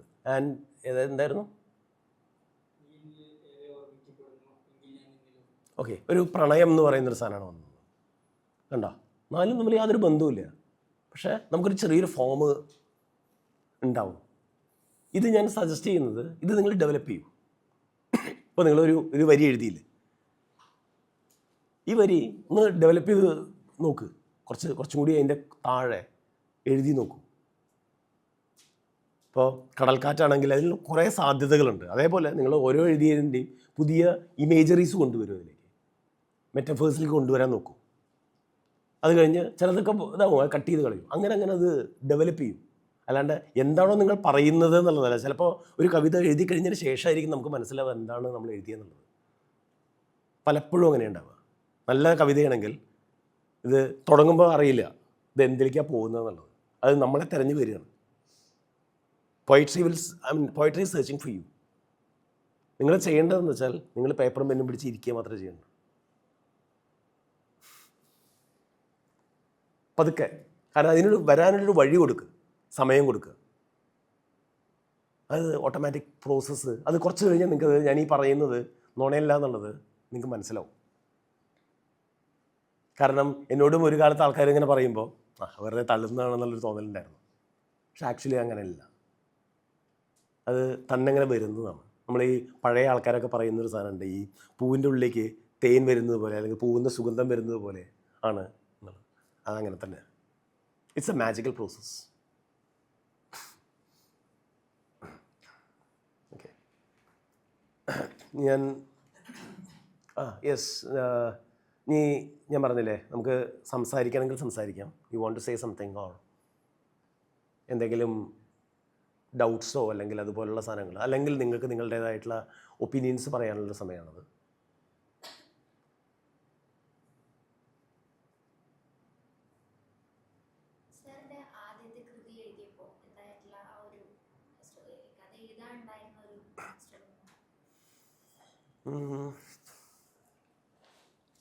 ആദ്യത്തെ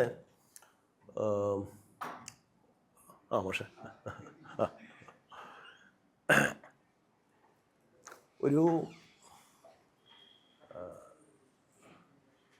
തമ്പി ഭാഷ അറിയാലോ, കുറച്ച് ഫോട്ടോസ് കൊണ്ടുവന്നിട്ടുണ്ടായിരുന്നു. ഇത് ഓടിച്ച് കാണിക്കാം. ഞാൻ റെക്കമെൻഡ് ചെയ്യുന്നത് ഈ ഒരു വർക്ക്ഷോപ്പ് കഴിഞ്ഞ് ഇത് പല സാധനവും മിക്സാണ് കേട്ടോ. ഇത് ഒരു ഭയങ്കര ക്ലാസിക്കൽ വളരെ ഫേമസ് ആയിട്ടുള്ള this is not a pipe എന്ന് പറയുന്ന വളരെ ഫേമസ് ആയിട്ടുള്ള ഒരു പെയിൻറ്റിംഗ് ആണ്. ഇതേപോലെ പോപ്പുലർ കൾച്ചറിൻ്റെ ഇമേജറീസ് ഞാൻ കുറച്ച് റാൻഡമായിട്ട് കുറച്ച് ഇമേജറീസാണ് കൊണ്ടുവന്നിട്ടുള്ളത്. ആൻഡ് നിങ്ങൾക്ക് ഇഷ്ടമുള്ള ഏതെങ്കിലും ഒരു ഇമേജറി കുറിച്ച് ഒരു കവിത നിങ്ങളിത് കഴിഞ്ഞാൽ എഴുതണം. ഓക്കെ, നേരത്തെ കള്ളത്തരം കാണിച്ച പോലെ എഴുതാതിരിക്കരുത്. ഓക്കെ, ഇത് ജെനുവിനായിട്ട് നിങ്ങൾ ആ ഒരു ഇഷ്ടത്തിൽ നിങ്ങൾ കുറച്ച് ചിത്രങ്ങൾ ഞാൻ വെറുതെ ഇങ്ങനെ കാണിക്കാം. അത് കഴിഞ്ഞ് ഞാൻ നിർത്തുന്നു കേട്ടോ. ഏതെങ്കിലും ഒന്ന് നിങ്ങൾക്ക് ഇഷ്ടമുള്ള ഏതെങ്കിലും ഒന്ന് എന്തോ, കാരണം ഇത് പല പല ടേസ്റ്റാണ്. ഞാൻ എന്താണെന്ന് പറയുന്നുമില്ല. ഇത് ആരുടെ പേര് നിങ്ങൾ ഗൂഗിൾ ചെയ്ത് കഴിഞ്ഞാൽ ദിസ് നോട്ട് എ പൈപ്പ് എന്ന് പറഞ്ഞാൽ അതിൻ്റെ റൂട്ട്സ് നിങ്ങൾക്ക് കാണാം. അത് നിങ്ങളുടെ ചുമതലയാണ്. എല്ലാം പറഞ്ഞു തരിക എന്നുള്ളത് എൻ്റെ ചുമതലയല്ല. ഓക്കെ, അയ്യോ ഇതെങ്ങനെയാണ് ഈ യന്ത്രം അടുത്തതിലേക്ക് പോവുക എങ്ങനെ? അങ്ങനെയാണോ അല്ലേ? ടാങ്ക് മാൻ കണ്ടിട്ടുണ്ടായിരിക്കും നിങ്ങൾ.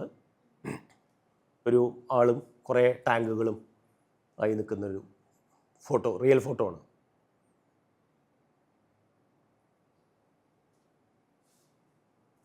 ഇതൊരു ഷെയർഡ് സഹായത്തോടു കൂടി വന്നതായിരിക്കാം.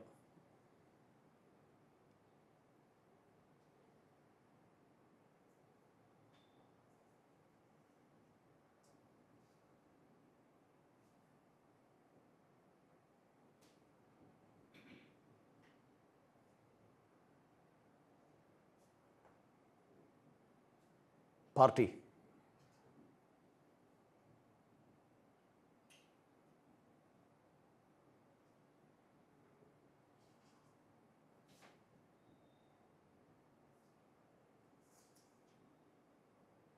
ഒരാൾ സൂയിസൈഡ് ചെയ്യുന്നതാണ്. ബുദ്ധഭിക്ഷു, വിയറ്റ്നാം.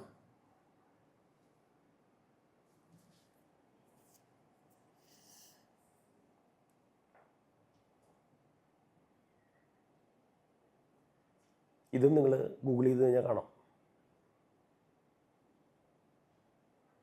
പേഴ്സൺസ് ഓഫ് ടൈം എന്നൊക്കെ പറഞ്ഞ്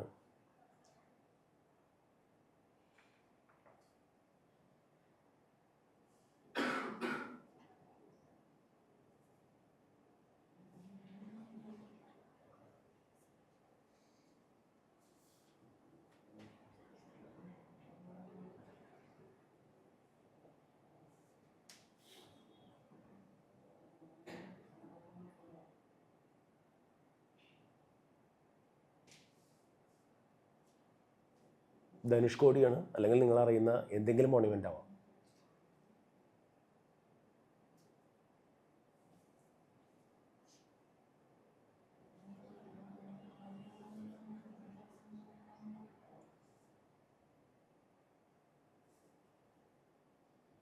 ഒരു സിനിമ പോസ്റ്റർ.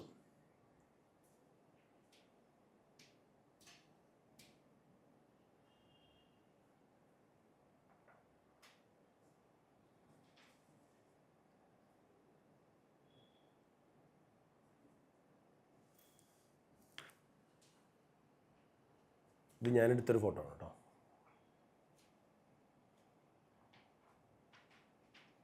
ഏജൻസി ആണ്.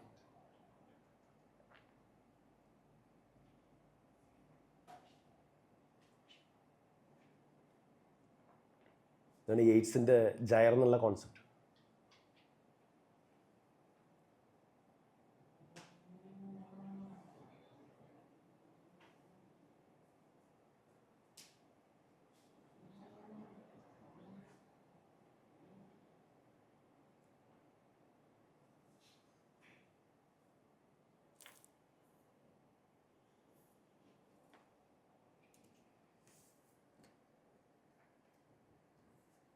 ഇത്രയും ഫോട്ടോസ് ഞാൻ വെറുതെ കാണിക്കുന്നു. നിങ്ങൾക്കതിൽ ഇഷ്ടമുള്ളത് പിക്ക് ചെയ്യാം. അതുപോലെ സ്വാതന്ത്ര്യമാണ് കവിത. ഒന്ന് എഴുതി ഒന്ന് ചെയ്യും. നമ്മളിപ്പോൾ ആ ചെയ്ത വരികളുണ്ടല്ലോ, ആ വരി ഒന്ന് എക്സ്പാൻഡ് ചെയ്യാൻ നോക്കൂ. പ്ലസ് ഈ പറയുന്ന സാധനത്തിനെക്കുറിച്ച് നിങ്ങൾക്ക് സ്ട്രൈക്ക് ചെയ്തെന്തും. ഞാനിത് കാണിക്കുന്നത് ഒന്നും കവിതയിൽ വിഷയമല്ലാത്തതില്ല എന്ന് പറയാൻ വേണ്ടിയിട്ടാണ്. അല്ലാണ്ട് പ്രകൃതിയെക്കുറിച്ചോ മറ്റേ സാധനത്തിനെക്കുറിച്ചോ മാത്രമല്ല നമ്മൾ എഴുതുന്നത്. ഈ ഈക്വൽ ടു MC² കുറിച്ചും ഐഡിയ ബേസ് എന്തും നമുക്ക് സാധ്യത ഉണ്ട്. അപ്പോൾ അത് വിനിയോഗിക്കുക എന്ന് പറയാനുള്ള, അല്ലാണ്ട് ഒരു കവിത പൊളിറ്റിക്കലാവണമെന്നോ അല്ലെങ്കിൽ സോഷ്യലാവണമെന്നോ അതല്ല. ഒരു എഴുത്തുകാരനായി ഇരിക്കുക എന്ന് പറയുന്നതാണ് ആത്യന്തികമായി വേണ്ടത്.